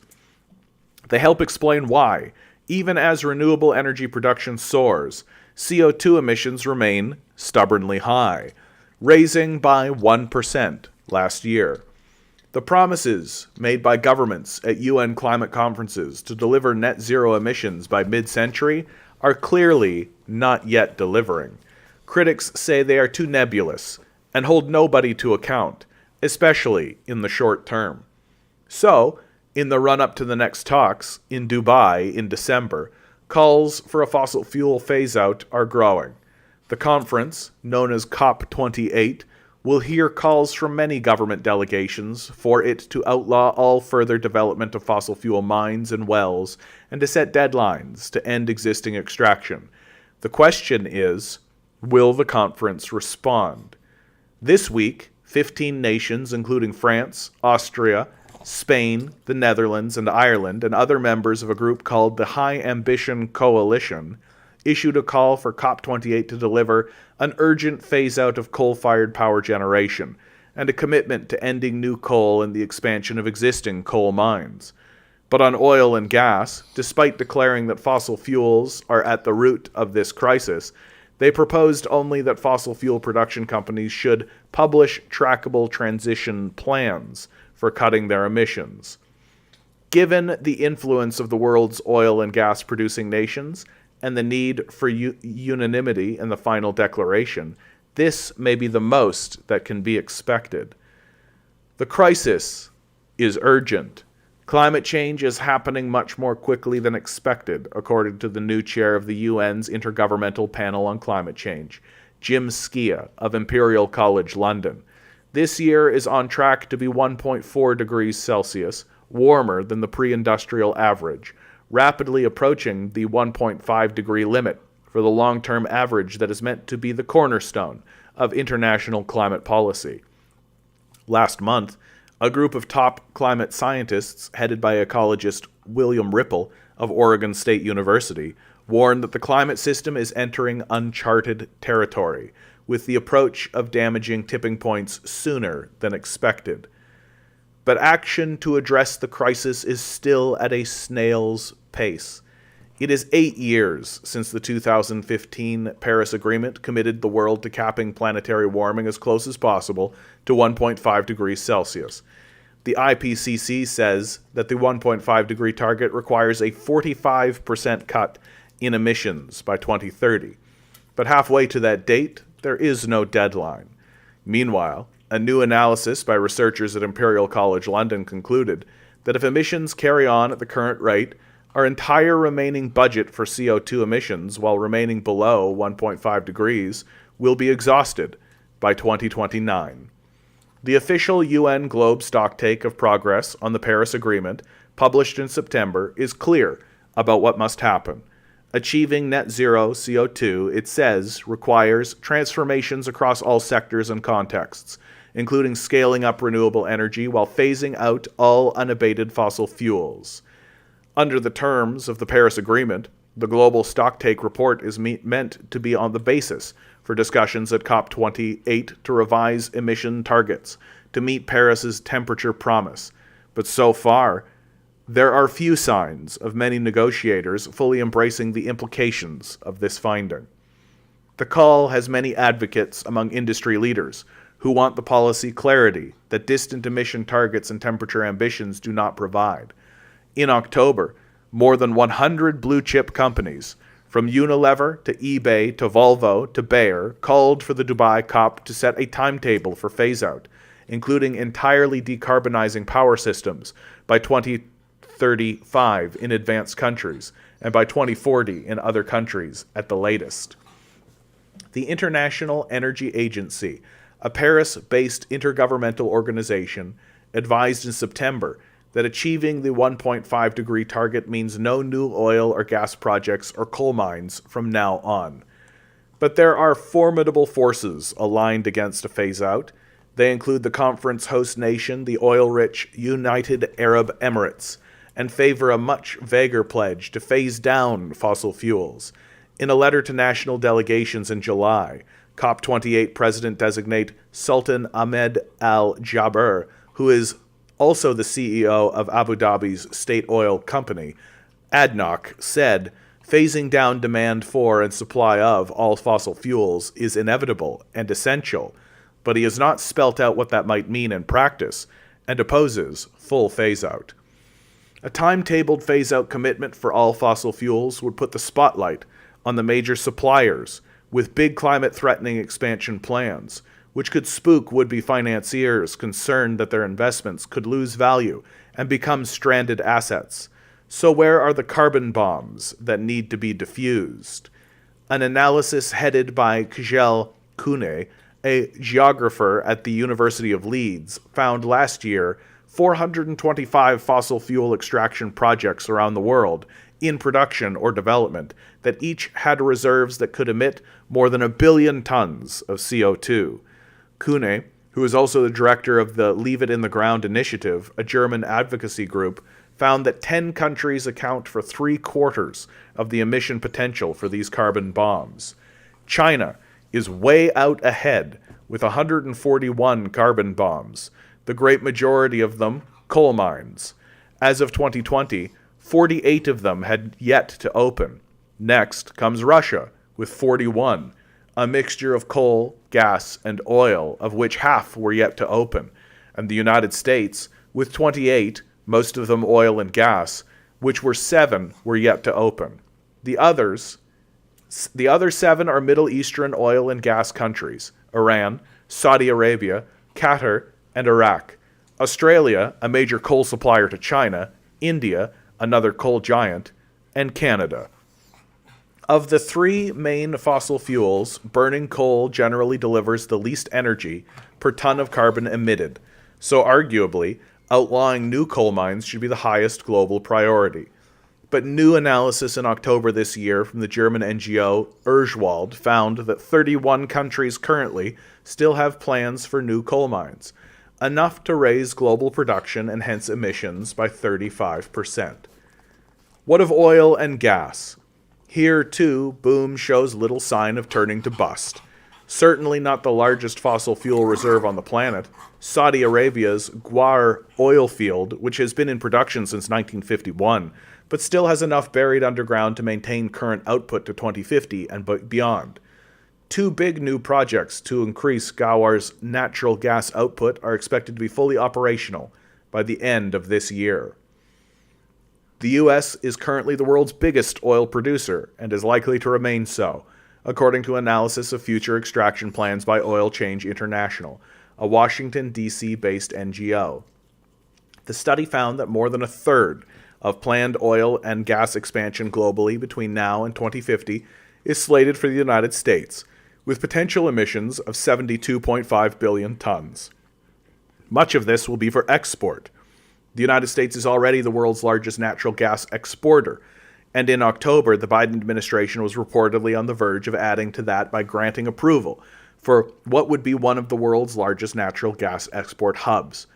The $10 billion project on the Louisiana coastline would be linked by pipelines to Texas and beyond, including the Permian Basin. Many oil and gas companies are intent on boosting output while also improving their environmental reputations. This requires some sleight of hand.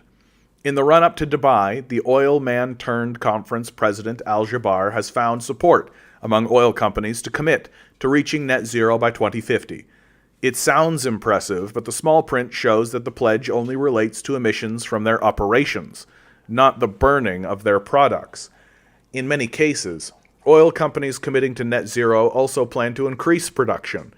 Al-Jaber's own company, ADNOC, intends to raise its oil output by 25% in 2027.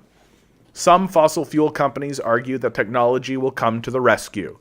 They say they should be able to carry on ratcheting up output so long as their customers eventually fit equipment to capture the resulting emissions. With the host country's encouragement, COP28 is set to put this argument center stage, says Skia. But the fear is that taking up the prospect of capturing future emissions will provide a ready excuse for sticking with fossil fuels in the meantime.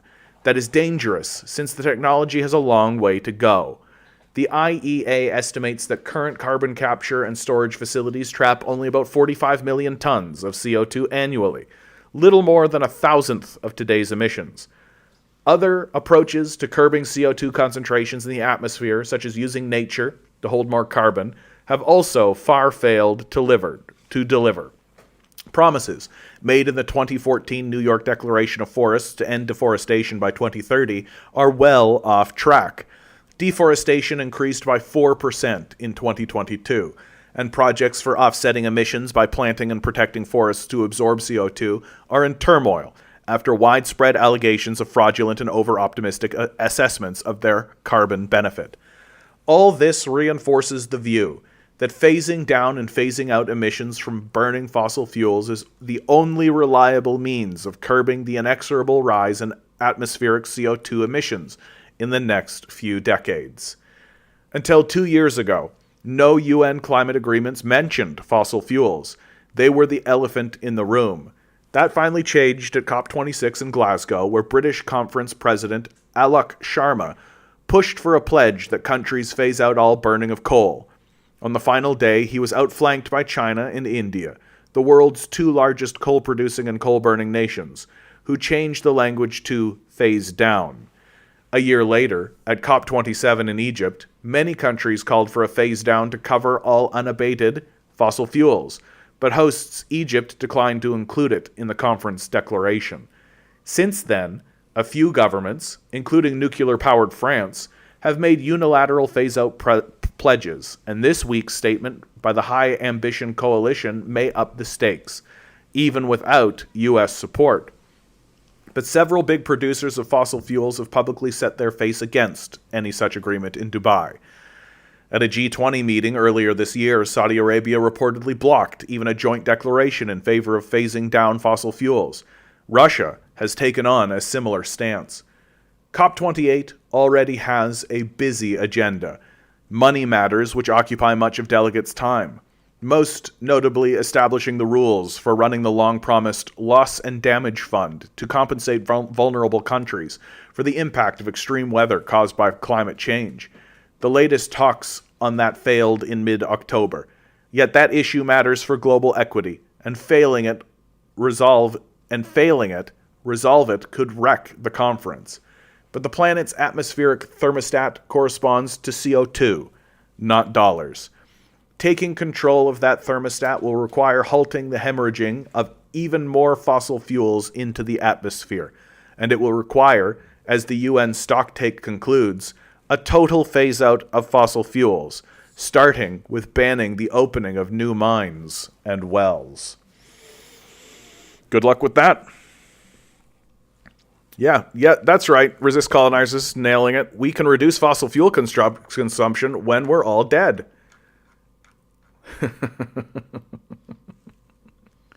I need Yetis. Good to see you, my man. Been a minute. Yep. Content. Christ alive, we are just gonna do this, ain't we? Yep. Looks like that's the way it's gonna go. Yeah, even here in California, I overheard Chuds constantly complaining about the new green initiatives by Newsom. America is too primitive. Yeah. Well, it looks like humanity is too primitive. Like, I just think that we can't get our head around this one. It's just a little too outside our reach as a people. Like, we understand superpowers. We understand, like, cargo fast. We understand, like big house.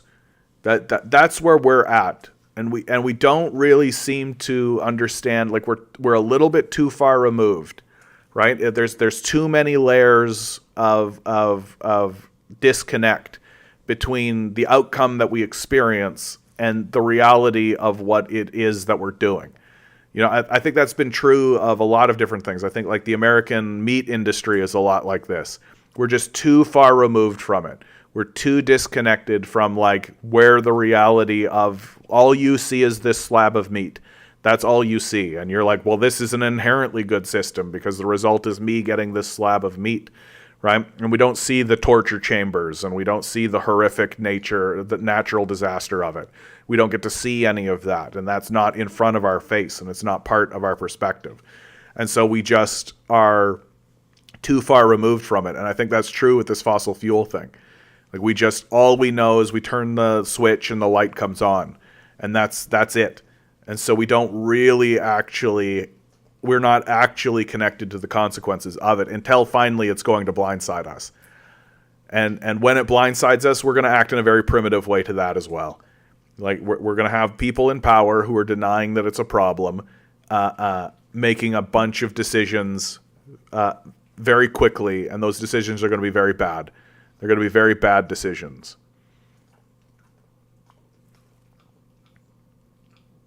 Like, we've never actually tried to cut our capitalist production globally. We have less of an idea how to deal with that than we did dealing with COVID. And I think the governments will deliberately screw up whatever they commit to just to fuck us over for capital. Like, I think that what we are going to see, and I have been seeing a couple of voices in this way, we're going to see some voices come out of the system of capital itself. I heard one fellow say, like, we're acting like drunkards, like we're acting drunk, like we need to come to our senses on this. And I think that we're going to see more and more of that, but it is going to be too little too late. That it's going to look a lot like the 2008 financial collapse. That after the collapse happens, we're going to see a system that actually tries to release documentaries or films like The Big Short in order to highlight the voices that were calling it the whole time and the voices that were correct the entire time. But the rest of us are just going to deal with the catastrophe, right? The rest of us are just going to deal with the catastrophe. And that's why I always say, my advice, get to know your neighbors.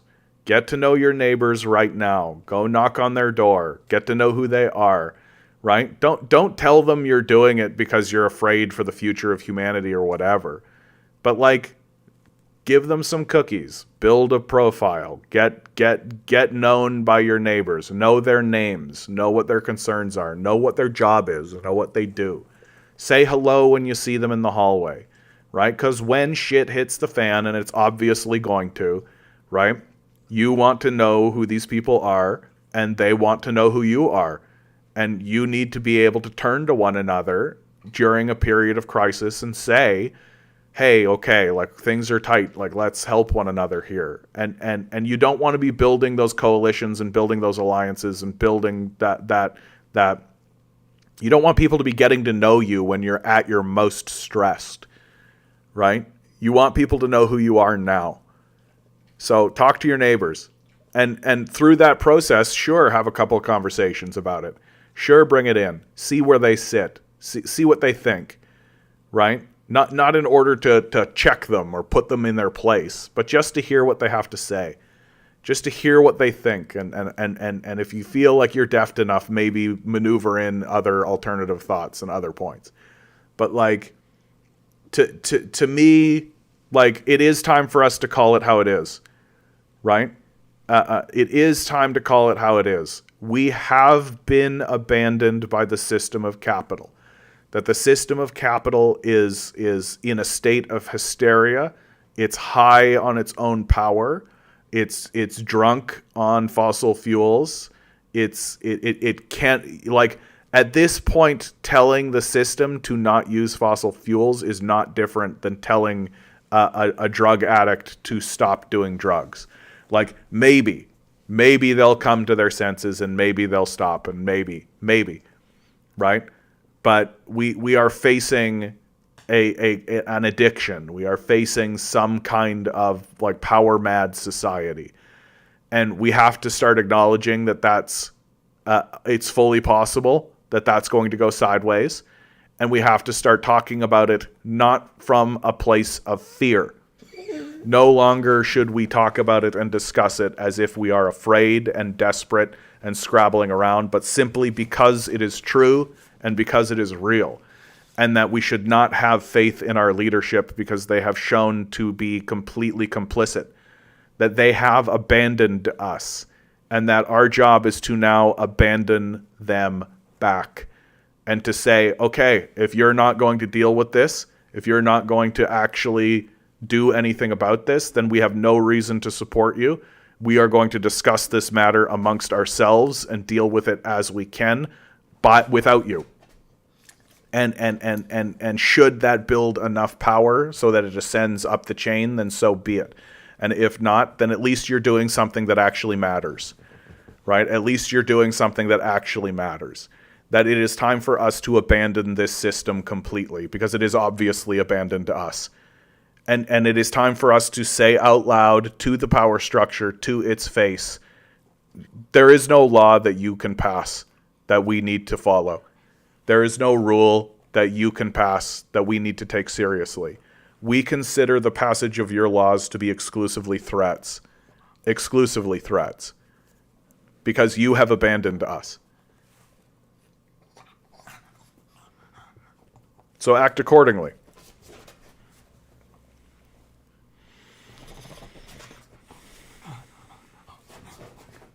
Alex on Twitch. Hello, do you have some Soviet legacy? I'm from Canada, so like I don't really know what your question is, dude. Like, do I have some Soviet legacy? I mean, I admire the Soviets.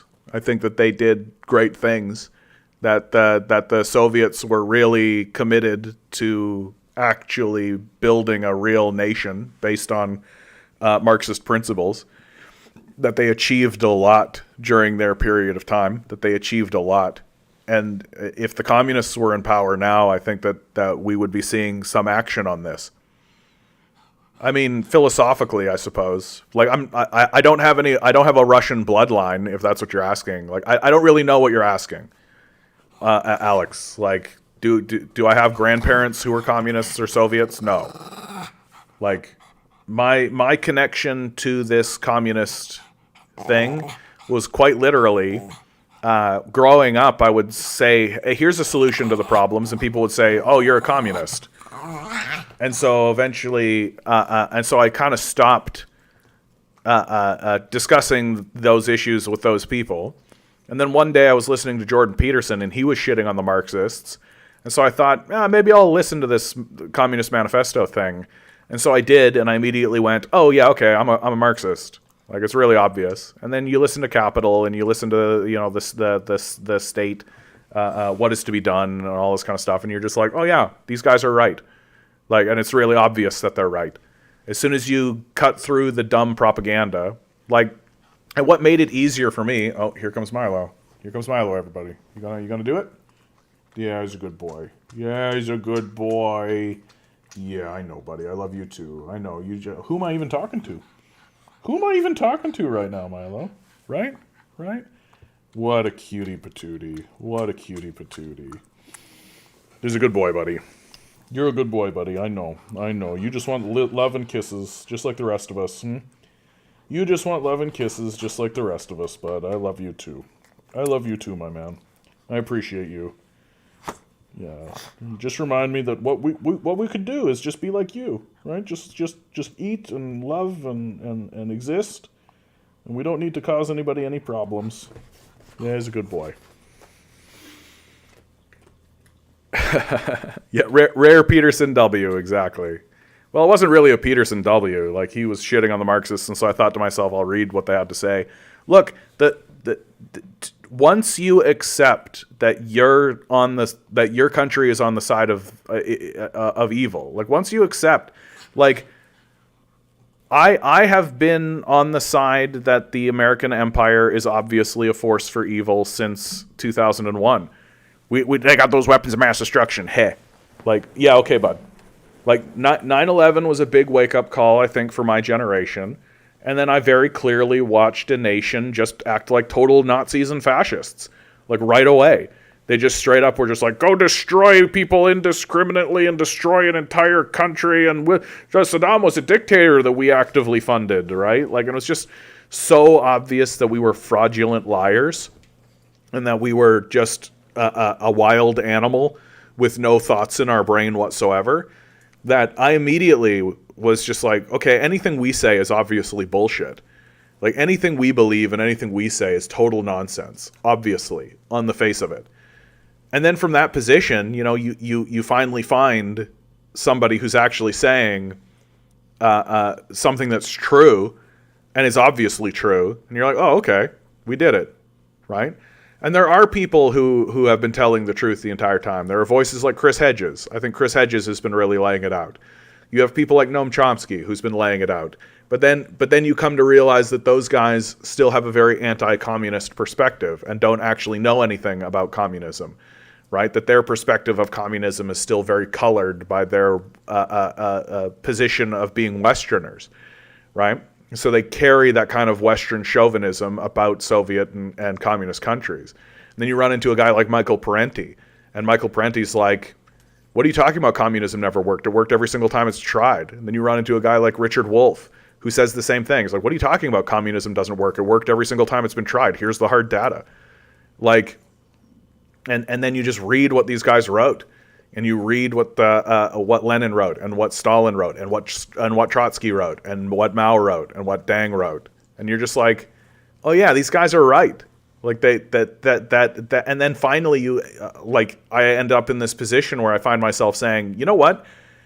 I would rather be part of a community and part of a culture and part of a society that was trying to solve the ills of the world and failing than be part of a society that was not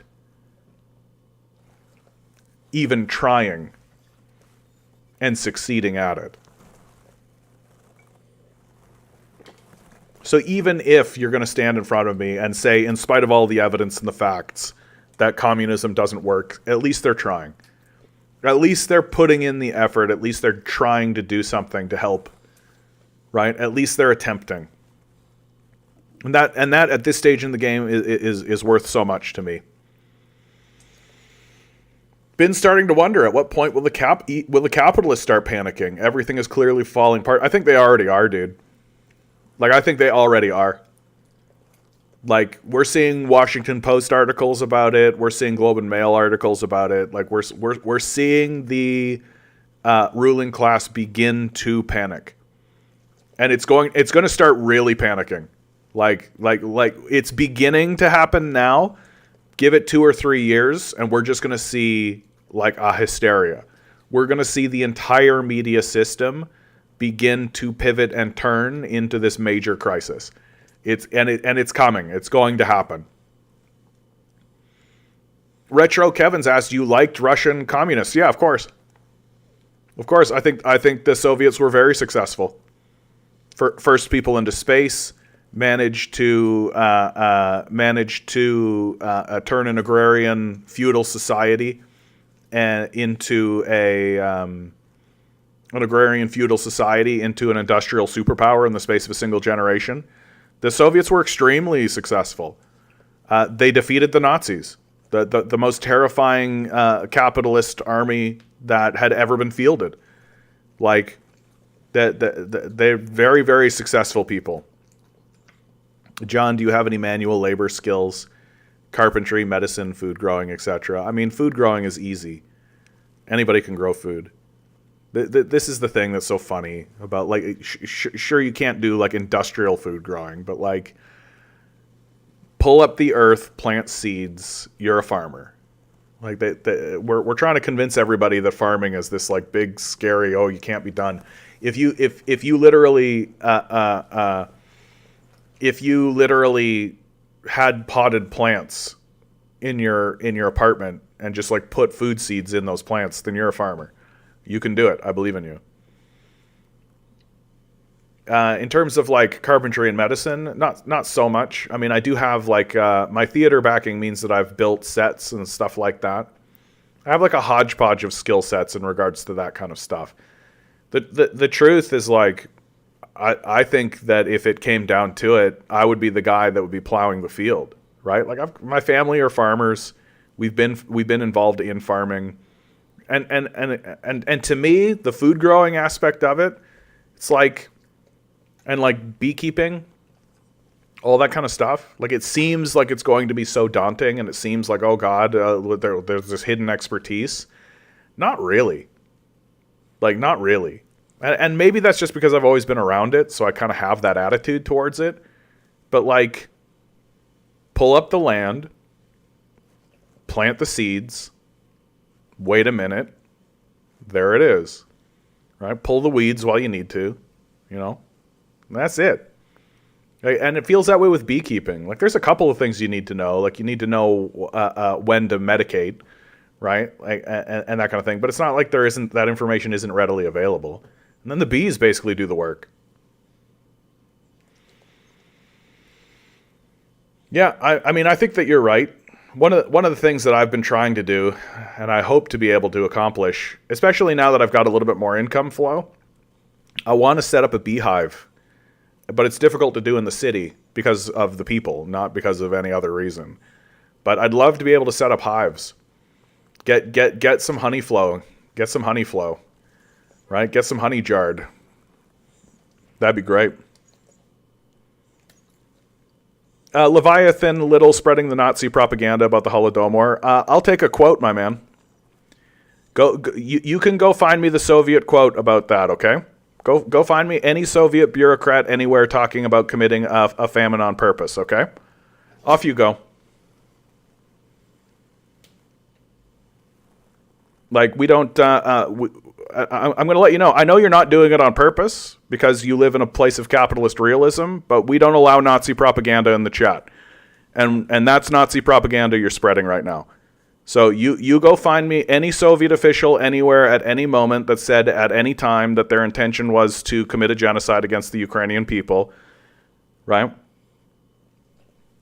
What a joke. Imagine trying to organize a genocide without talking about it. Nope, you're a dummy. We're just going to go ahead and ban you right away because we don't need little Nazis in the chat. Imagine believing that a genocide can be done without organizing it. What a stupid thing to think. What a dumb way to think. What a moron. What an idiotic position. Like, take a look at the genocide that's happening in the Middle East right now. They're talking about it very openly. You know why? Because they have to plan it. Because it must be organized. Imagine trying to organize the genocide of, you said, 40 million people. Imagine trying to organize a genocide of 40 million people without discussing it. You're a stupid person. Stop being so stupid. Think with your brain for 2 seconds before you open your mouth. Dumb. Very dumb.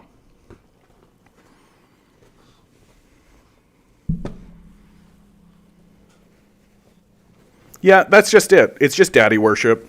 His daddy said it. And so he's just repeating it. And then anybody who actually points out how stupid it is, oh, it's a bad argument, pointing out the deep flaws in my reasoning. Like, imagine, like, for real, for everybody listening right now and for everybody in the world, imagine attempting to organize a genocide of 40 million people without discussing it. Imagine it. Like, really, like, think of the super heroic magic that a people would have to have. They would literally have to be communicating with one another through telepathy. Imagine being like a low-level person just starting a genocide without any discussion of it higher up. Imagine not voting on it. Imagine not having debates about it. Imagine not filing papers. Imagine not discussing it. Imagine not sending any orders to anyone. Imagine not communicating about it or discussing it at all. And yet managing to pull it off without a hitch. Like, you have to be a very dim-witted, stupid person to actually believe that such a thing could be done. What are you talking about? So find me anywhere, at any time, anyone actually saying out loud that our intention is to commit a genocide against the Ukrainian people. If you want to see an actual genocide, if you want to see how an actual genocide happens, if you want to see how genocides actually are organized and are actually done, right? You just need to take a look at Israel-Gaza right now. Right? Because here you have a genocide that's actually happening in front of your eyes, thanks to capitalists and capitalism, a real genocide. And what happens? Well, they've got documents. They talk about it. They organize on principles. They discuss it. They draw up plans. They pitch those plans to people. This is how genocides actually happen. There's no such thing as a secret genocide. There's no such thing as an undiscussed genocide. When the First Nations people were eradicated from North America, Canada and the United States voted on it in their parliaments. They organized it. They planned it. They discussed it. When Winston Churchill organized a famine against the Bengali people, he said he was going to do it. We have quotes. When Adolf Hitler planned a genocide of the Jews and the Romani and the Gypsies, he planned it. They discussed it. We've got the documents and the confessions. The idea that the Soviets committed a genocide against the Ukrainians without discussing it, without actually drawing up any documentation or any paperwork whatsoever about it, without communicating it, is literally Nazi propaganda, propagated into the society to convince dimwits that communism and Nazism have some kind of parity. Get the fuck out of here.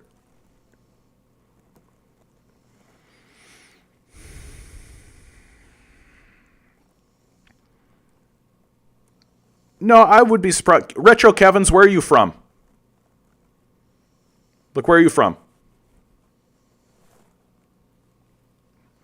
I suspect English isn't your first language, eh, Retro? That's cool. Where are you from, dude?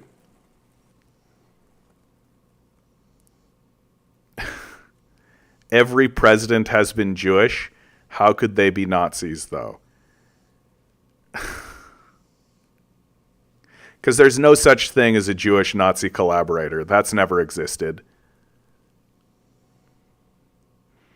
Yet the reason the Holocaust is so terrible is because there's actually recorded meeting where it was planned, not just because of the amount of deaths.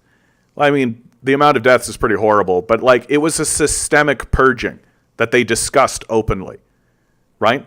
What's called the Holodomor was a famine that occurred in a famine-stricken area that the Soviets dealt with, and then there was never a famine in the region again.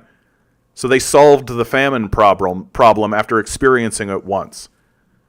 Right? That's the actual narrative of the Holodomor. Right? That it wasn't an intentional famine that was inflicted on a populace like the way the British did to the Bengali. Right? It wasn't intentionally done. It was something that occurred. And in fact, you can find documents of the Soviets actually discussing the famine and what they felt was their contribution to it in order to avoid it in the future. That instead of saying, haha, we did the thing we set out to do, they said, oh man, that's a crazy thing that happened. How did we contribute? What could we have done to avoid it? How could we have been cleaner about that? It's not something a genocidal people do. A genocidal people don't plan to not do things again, right? They didn't say, we were very successful in our genocide. They said, how could we have been more successful to prevent this famine?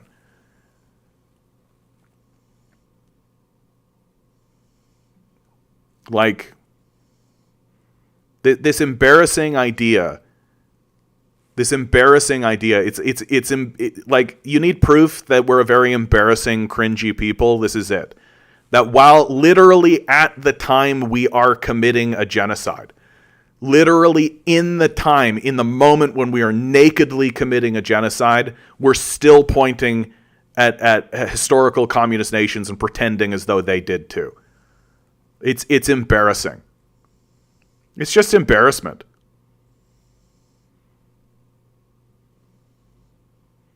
Yeah, Kim Jong-vroom, great name by the way, bud.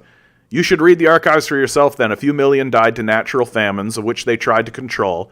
To think that's the same as an intentional genocide just shows you're a fucking idiot. Yeah. Like, no one denies that there was not a famine. Everybody knows there was a famine. The question is, was it intentional? No, obviously not. Yeah, Retro, welcome aboard from Hungary. Good to see you, my man. Is it okay to ask questions, or is it straight to the gulags asking for a friend? I mean, it depends. Are you a Nazi or not? Like, are you going to come in here and spread around Nazi propaganda? Because if you're going to spread around Nazi propaganda, I've got no problem banning you right away. Like, I don't need little weird, creepy Nazis in my chat. And spreading around the Holodomor myth, pretending as though that's a serious thing that's real, is Nazi propaganda. And I've got no problem calling it such.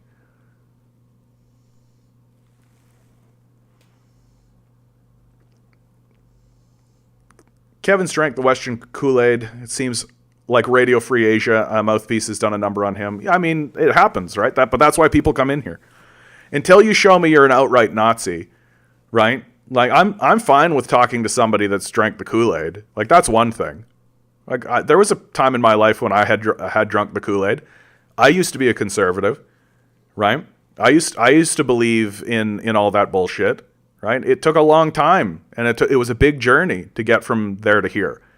And if somebody's going to be in here pretending as though capitalism has a leg to stand on or has any credibility remaining, and that the people who support it have any credibility, then I'm going to tell them otherwise. Until they cross the line and say to me very clearly that they believe in a superior race and that people should be purged, right? Genocidal maniacs should not be permitted to speak. So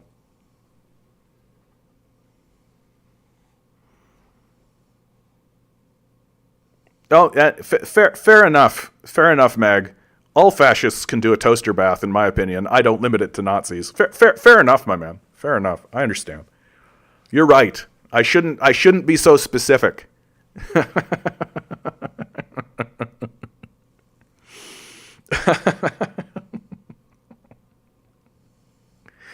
Oh, Lordy Lou. Oh, Lordy Lou.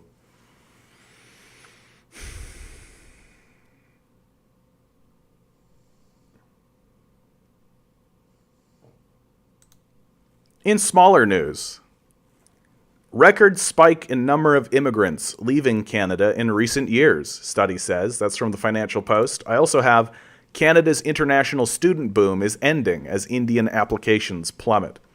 Hey, Kevin, how you doing? Hey, we've got two Kevins in chat.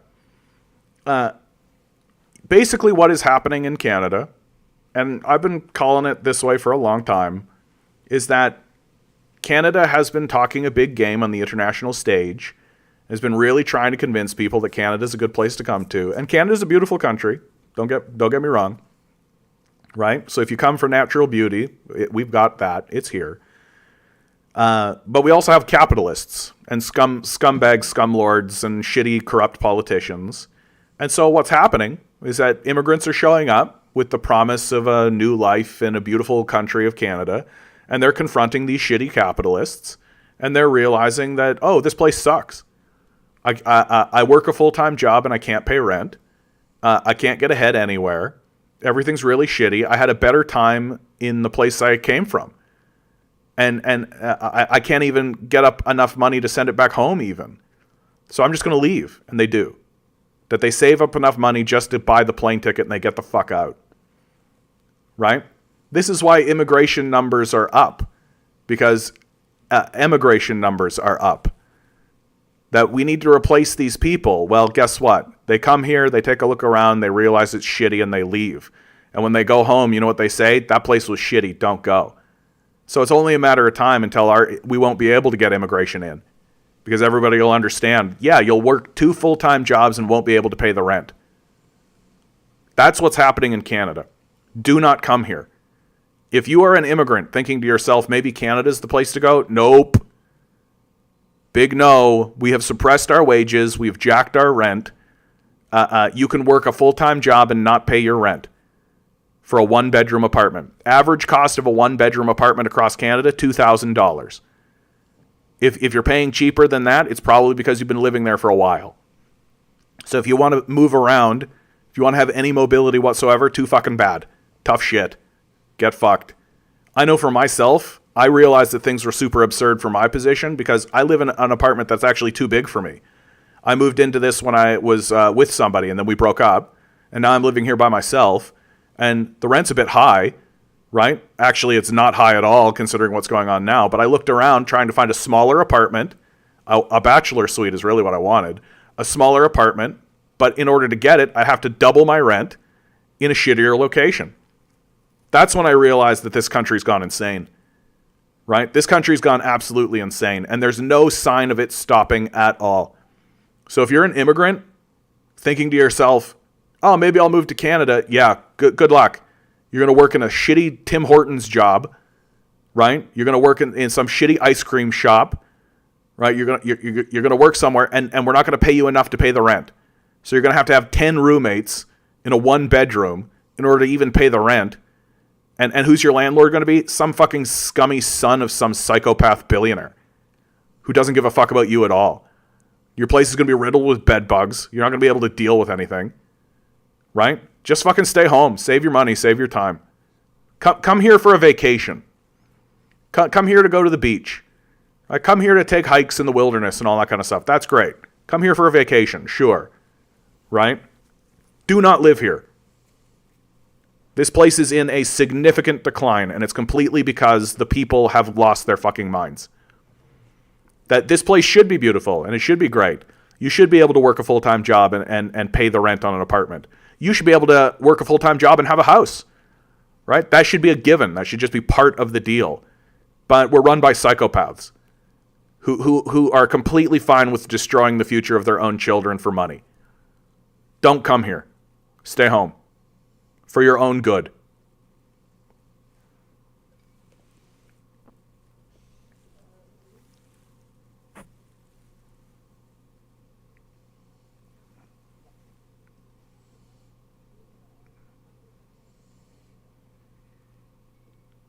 We got somebody spreading around more Nazi propaganda.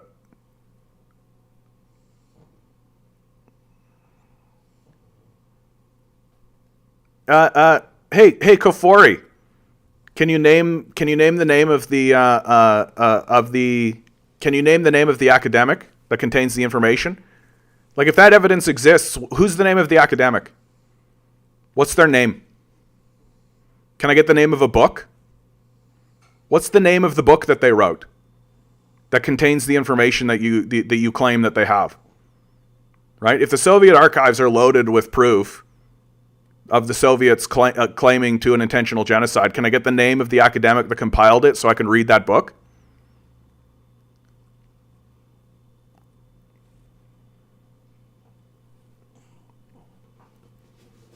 Yeah, T-Rex, because there's nobody in America living in cubes. That doesn't exist, right? Oh, right, it's because those people actually live in the street. Like, come on. Get a grip on yourself, my man.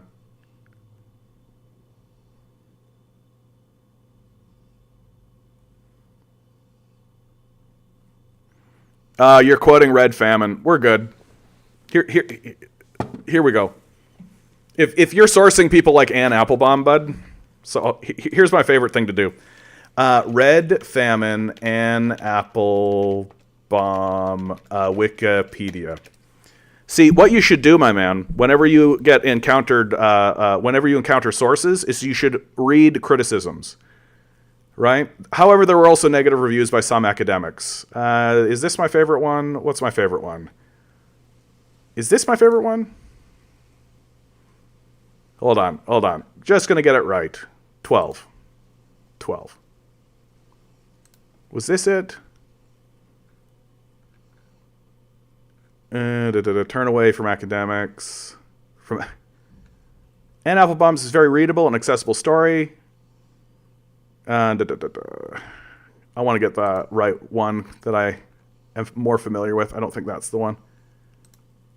13. Yeah, Mark Togger, who teaches history at West Virginia University. Scroll right down. He just goes through all the bullshit that she spreads around. Let's just get the concluding. When even academics avoid confronting popular histories that mislead the public, they perpetuate a problem in the history field. The American historian Peter Charles Hoffer wrote in his book on malfeasance in American history writing, Past Imperfect, "In law, to defraud is to misrepresent or conceal with the intention of deceiving and the aim of gaining from deceit. In historical scholarship, falsification, plagiarism, and fabrication were devastating types of fraud. They might not be indictable in a court of law, but they undermine the very foundations of scholarly authority. What is more, they tested the profession's ability and willingness to police itself. I hope that this review will help readers and scholars to be cautious in referring to Red Famine and to be alert to the problems in this kind of writing." He essentially just goes through and says she has no evidence. Because she doesn't. She just makes claims. Which is all you're doing. It's making claims with no evidence. So if you're going to use this as a source, I'm going to say you're illiterate. That you're reading stupid things because you're a very stupid person. And you're not even smart enough to actually read criticisms of the works that you cite. Don't spread around Nazi propaganda on my chat. Full stop, period. Full stop. Don't spread Nazi propaganda around in my chat. Stop talking.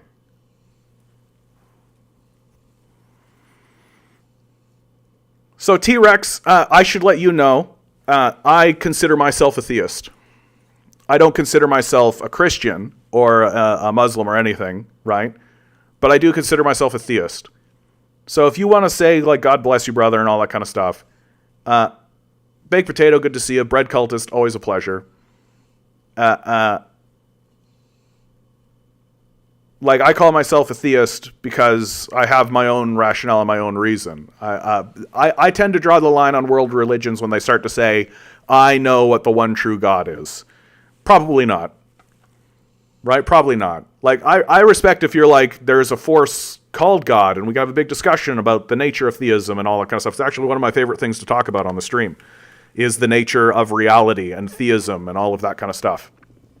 Right? And it's because you're so dangerous, Isaac. I know, you're so dangerous. But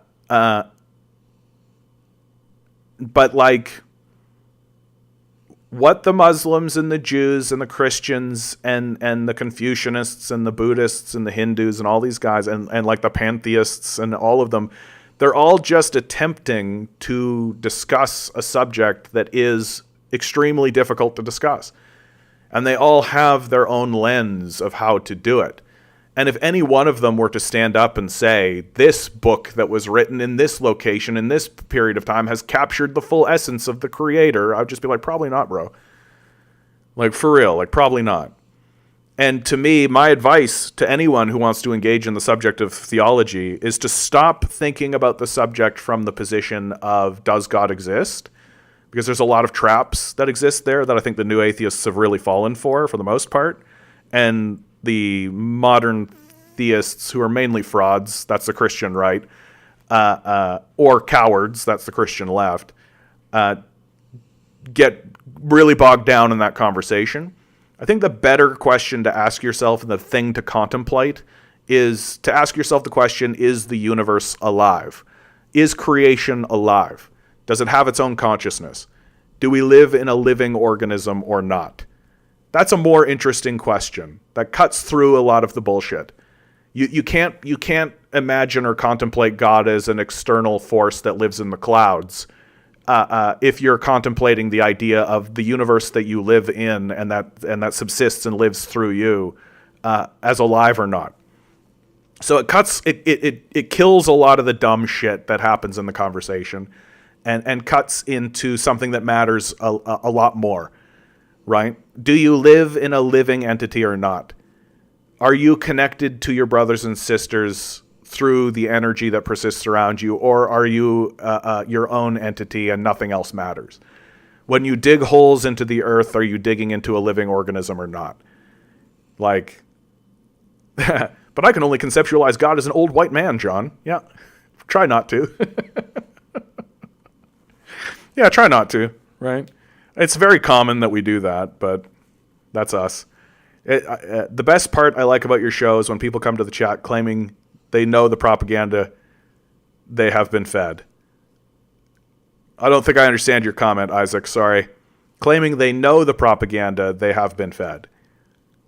Like, to me, it's...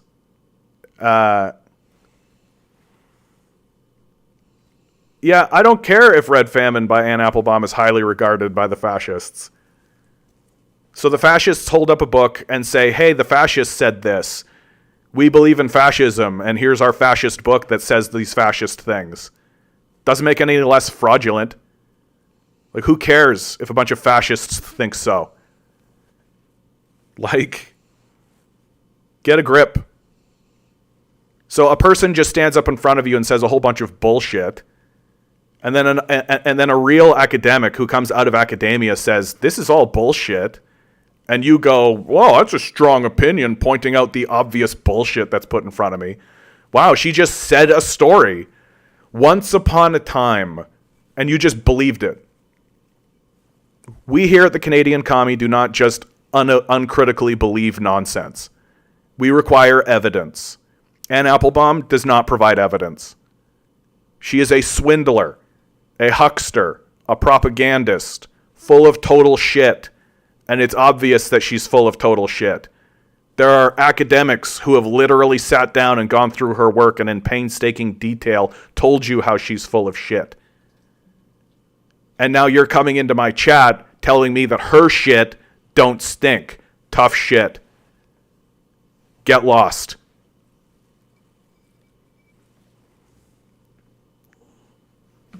Okay, we're good. Get this Nazi propaganda out of my chat.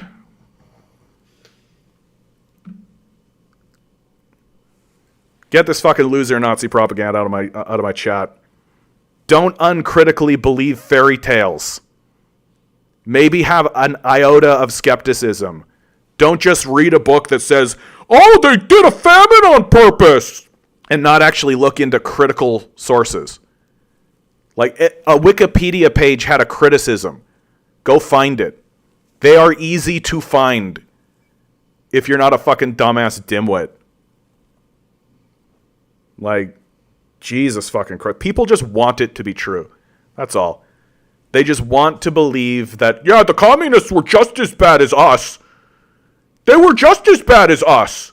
Sure, we rounded up a bunch of Jews and put them through a Holocaust machine. And sure, we're currently committing a genocide in the Middle East. Sure.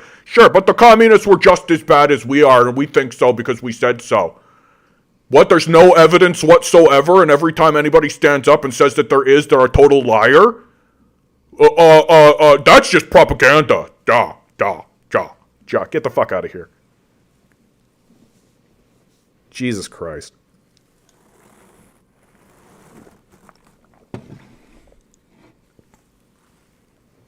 Like, oh, the fascists said so it's got to be real. Yeah, Jews claim to have the right to the land because the book they wrote, they said God gave them that land. My favorite part about that argument is how conservatives are going along with it.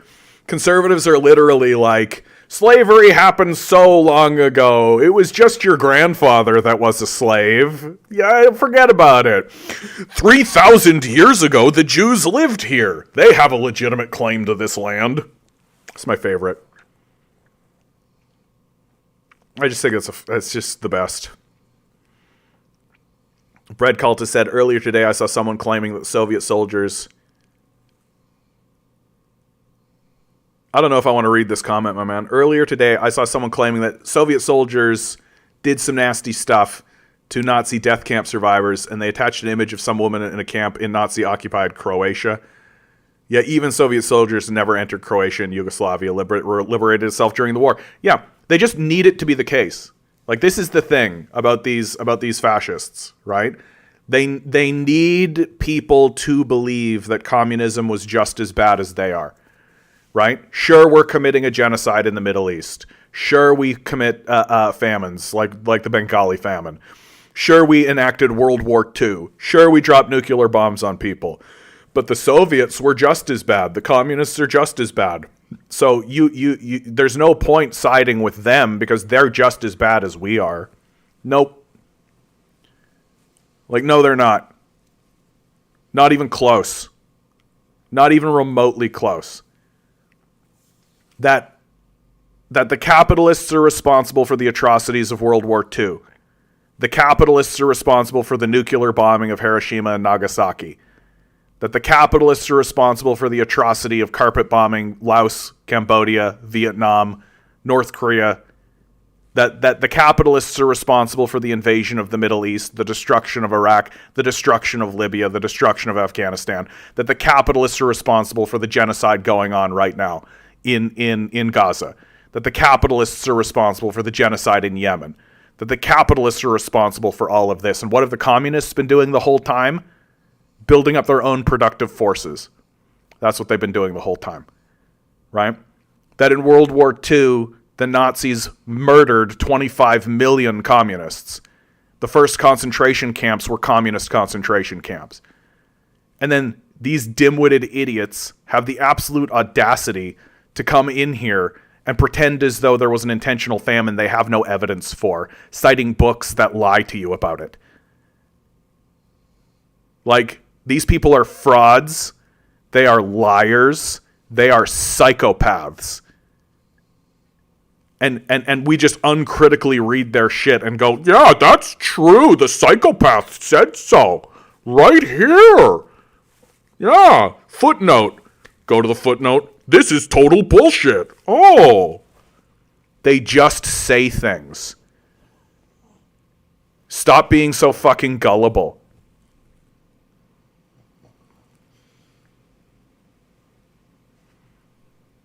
I know, right? That's the best. Real Obi-Wan Shinobi. The same book also states that the Palestinians were also there.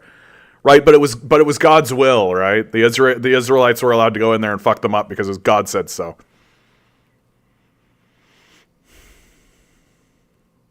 Yeah. Centuries of slave trade, Holocaust of the natives, both in North America, all over the world, feudalism. But Stalin, bro. Whoa. Stalin. Yeah, and a Ukrainian Nazi being vetted in our National Assembly was an accident. Yeah, right. Literally, there is no way that Yugoslav Hunka was not celebrated in Canadian Parliament on accident. There's just no way that happened. It's just, you got to be so beyond, like, your brain just needs to not be functioning to believe in that. Yeah, inventing atrocity propaganda. Well, that's what the Nazis do, right? They invented atrocity propaganda about the Holodomor. It's total bullshit. Like, I really, really, really, really need to hit the nail on the head with this. Do you have any idea how fucking easy it would be to show that the Holodomor was a genocide? Do you have any idea how easy it would be? You wouldn't need a book. You wouldn't need a big story. You wouldn't need a tome. You wouldn't need any of that. You'd literally need an article exactly like this. This would do it. It would be easy to find. It would be easy to do. For a very simple and clear reason. When people commit genocides, they think that they are doing the right thing.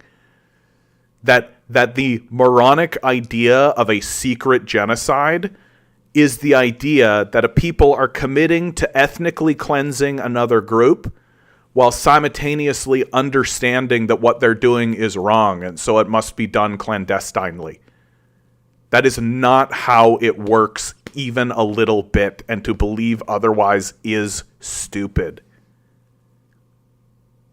When cultures and civilizations and nations commit genocides, they believe they are doing the right thing, and so they do so openly. They tell you why they're doing it. They justify why they're doing it. They describe why they are doing it, and they organize openly that they are doing it. Like the Jews are. Like the Zionists are in Israel. Like the Zionists are in Israel. Like the Nazis did. Like the Americans did. Like the Canadians did. Like the British did. When genocides happen, they are organized openly. And then point number 2, because you have to. You have to have organizing documents. You need, like, a genocide is a massive project. You are killing millions of people systemically. You cannot do this secretively. It is stupid to pretend like you can. You need to organize. You need to have a central organizing body who comes out with documents, who publishes those documents. You need the leaders of your country giving speeches to the populace so the populace understands why this group is being systemically exterminated. The idea, the very concept of a secret genocide that happens clandestinely without anybody knowing it's going on is the most dim-witted shit I have ever heard of in my life. So you want to prove to me that the Soviets and that Stalin committed a genocide against the Ukrainian people? Show me one document that says that we intend to do that, because that's what the Israelis have done, That's what the Americans did. That's what the Canadians did. That's what the Germans did. That's what the British did. Because when you commit a genocide, you do so openly, thinking that you're correct, and you plan it. There's no such thing as a secret genocide. And if you come in here and say otherwise, you get banned. No Nazi propaganda. Fuck off.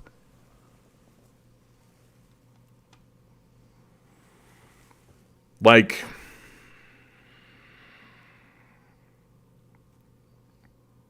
funny thing, Soviets did do some crimes. There was a certain German population the Soviets forcibly relocated. It's on record. Oh, yeah, okay. Nazis have no rights.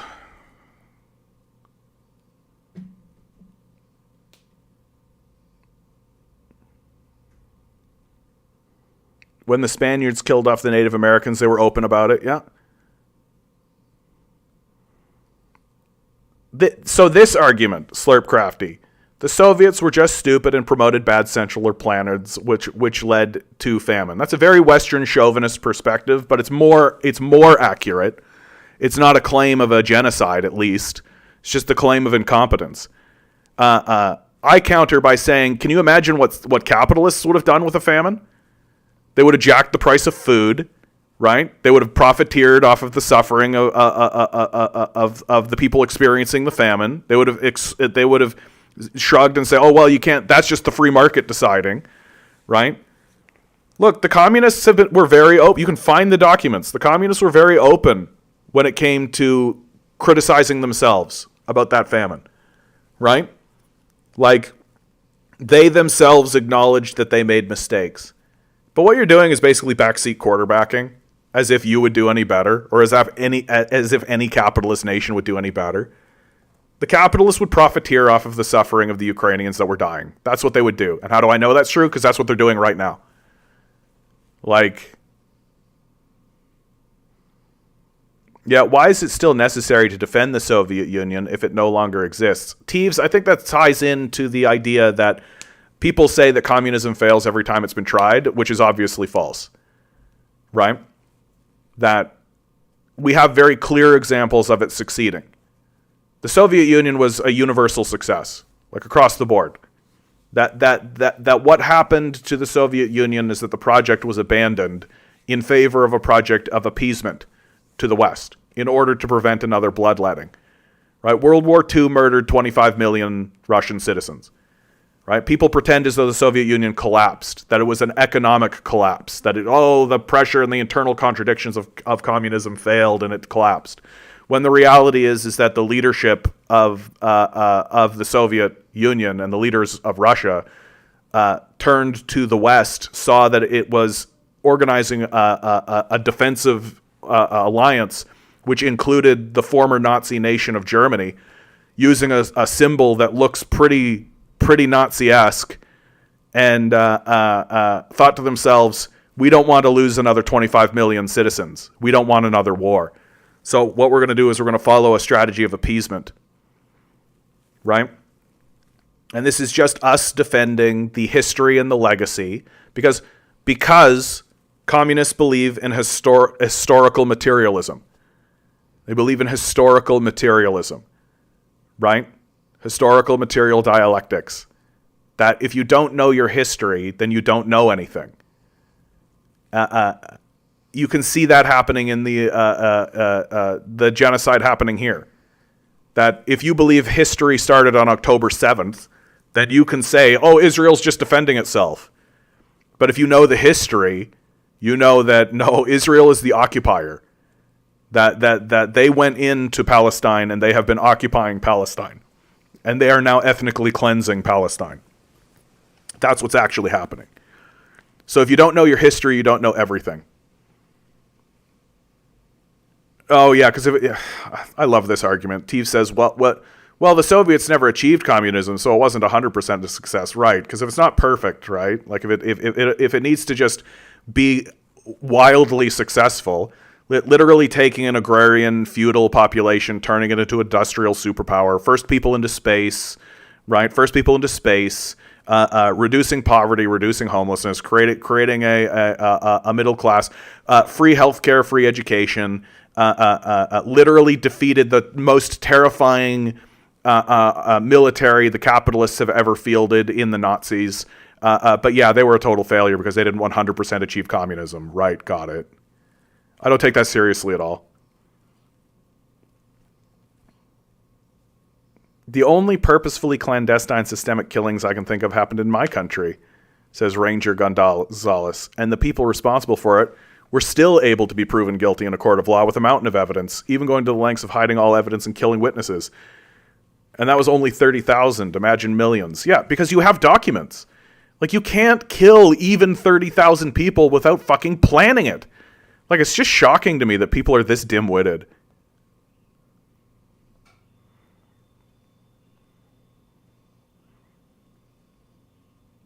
Right, because that's not my claim. Like, now you're just arguing a straw man. That's all. Like, communism worked. And was continuing to work. And was going to continue to work. That it was interrupted. And what interrupted it? A Nazi attack that murdered 25 million citizens. Like, to pretend as though murdering 25 million people openly. Like, I love this. The capitalist simps are always like, oh, they did a genocide. Literally, the Germans openly massacred 25 million people in front of your eyes. And everybody knows it. And I'm supposed to listen to you. Like, and I'm supposed to pretend like that didn't happen, that it didn't happen or it didn't matter. Oh yeah, 25 million people died, and then they just went along their merry way, and it's like completely normal. They just completely started just like, oh, well, 25 million people died. Shut up. Like, shut up. Holy shit. Like, yeah, it's gonna be a speed bump. It's gonna cause a problem for a nation. It's gonna take the wind out of your sails, watching 25 million of your citizens get massacred. Like, geez Louise. Jeez Louise, dude. Get the fuck out of here. Just get the fuck out of here. Like, if it's not Nazis, it's just purposefully stupid dimwits. Jesus fucking Christ. Like, try to not be a dimwit. Try not to be dim-witted.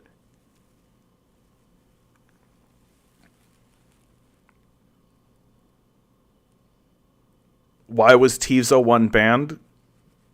Because it's my chat. Fuck off. They didn't care if a bunch of young men died. Weren't they also Zerg rushing their soldiers into battle? They didn't care if a bunch of young men died. What a ridiculous position to have. What a ridiculous position to have. So the Germans were using a strategy called the Blitzkrieg. Right? You know about the Blitzkrieg? The Blitzkrieg was a new military strategy where the Germans would whip up their forces and they would charge forward with such speed that the opponent couldn't respond to it. It's how they took France. That they took France with such speed that France wasn't able to mobilize a defensive. Right? They took France with such speed that the French were still in their beds when it happened. And so the Soviets knew that it existed. And the Soviets knew all about it.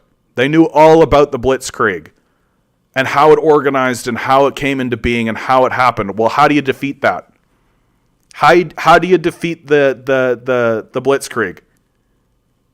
You do a strategy called encirclement.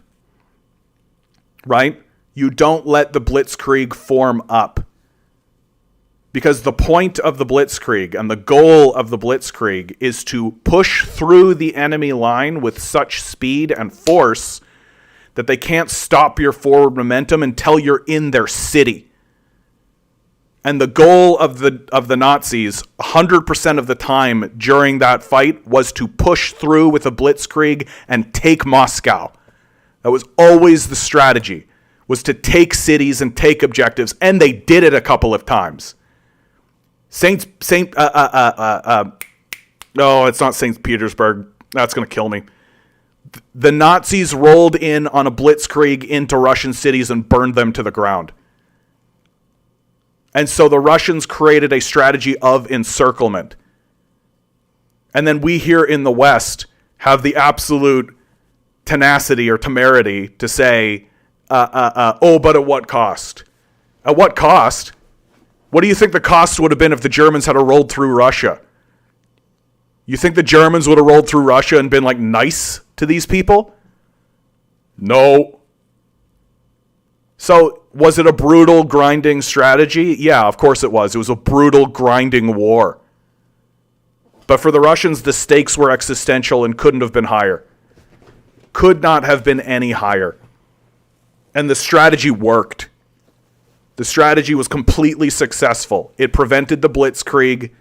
It slowed the troops down. The Germans themselves wrote about its successes so that you could sit on your couch and pretend as though, oh, they didn't care about their own children. Fuck off.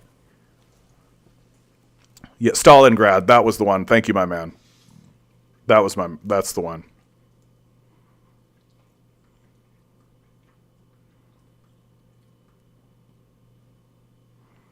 Like, what are the Soviets supposed to do?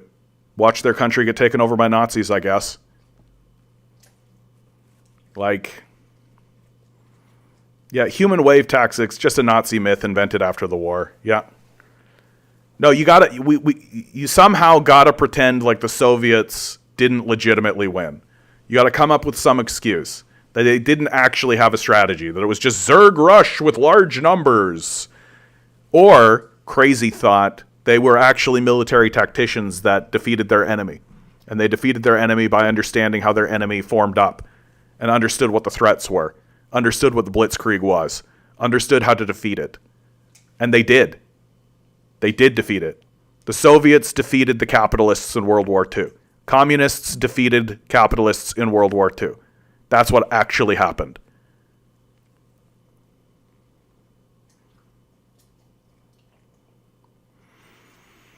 Ugh. Like, I'm begging people who are listening to be even slightly skeptical of their own country. That it turns out that a country that is willing to commit an open genocide is also willing to lie about its opponents. It turns out that manic, crazy, psychopathic, genocidal nations are also liars. Who fucking knew? I'm begging you. Have even the most remote amount of skepticism when you hear what comes out of your media system. Take even the smallest iota of skepticism when you hear the things coming out of the mouths of these genocidal lying maniacs. They will literally stand in front of you with a little bag and say, weapons of mass destruction. They will literally lie to you in order to murder millions of people and blow up a country and steal all their resources. They will literally lie bald-facedly to your face. We've caught them many times. I have no idea why anyone in any position anywhere would take what these people say at face value ever. That your starting position when the empire tells you anything about any subject should be probably not.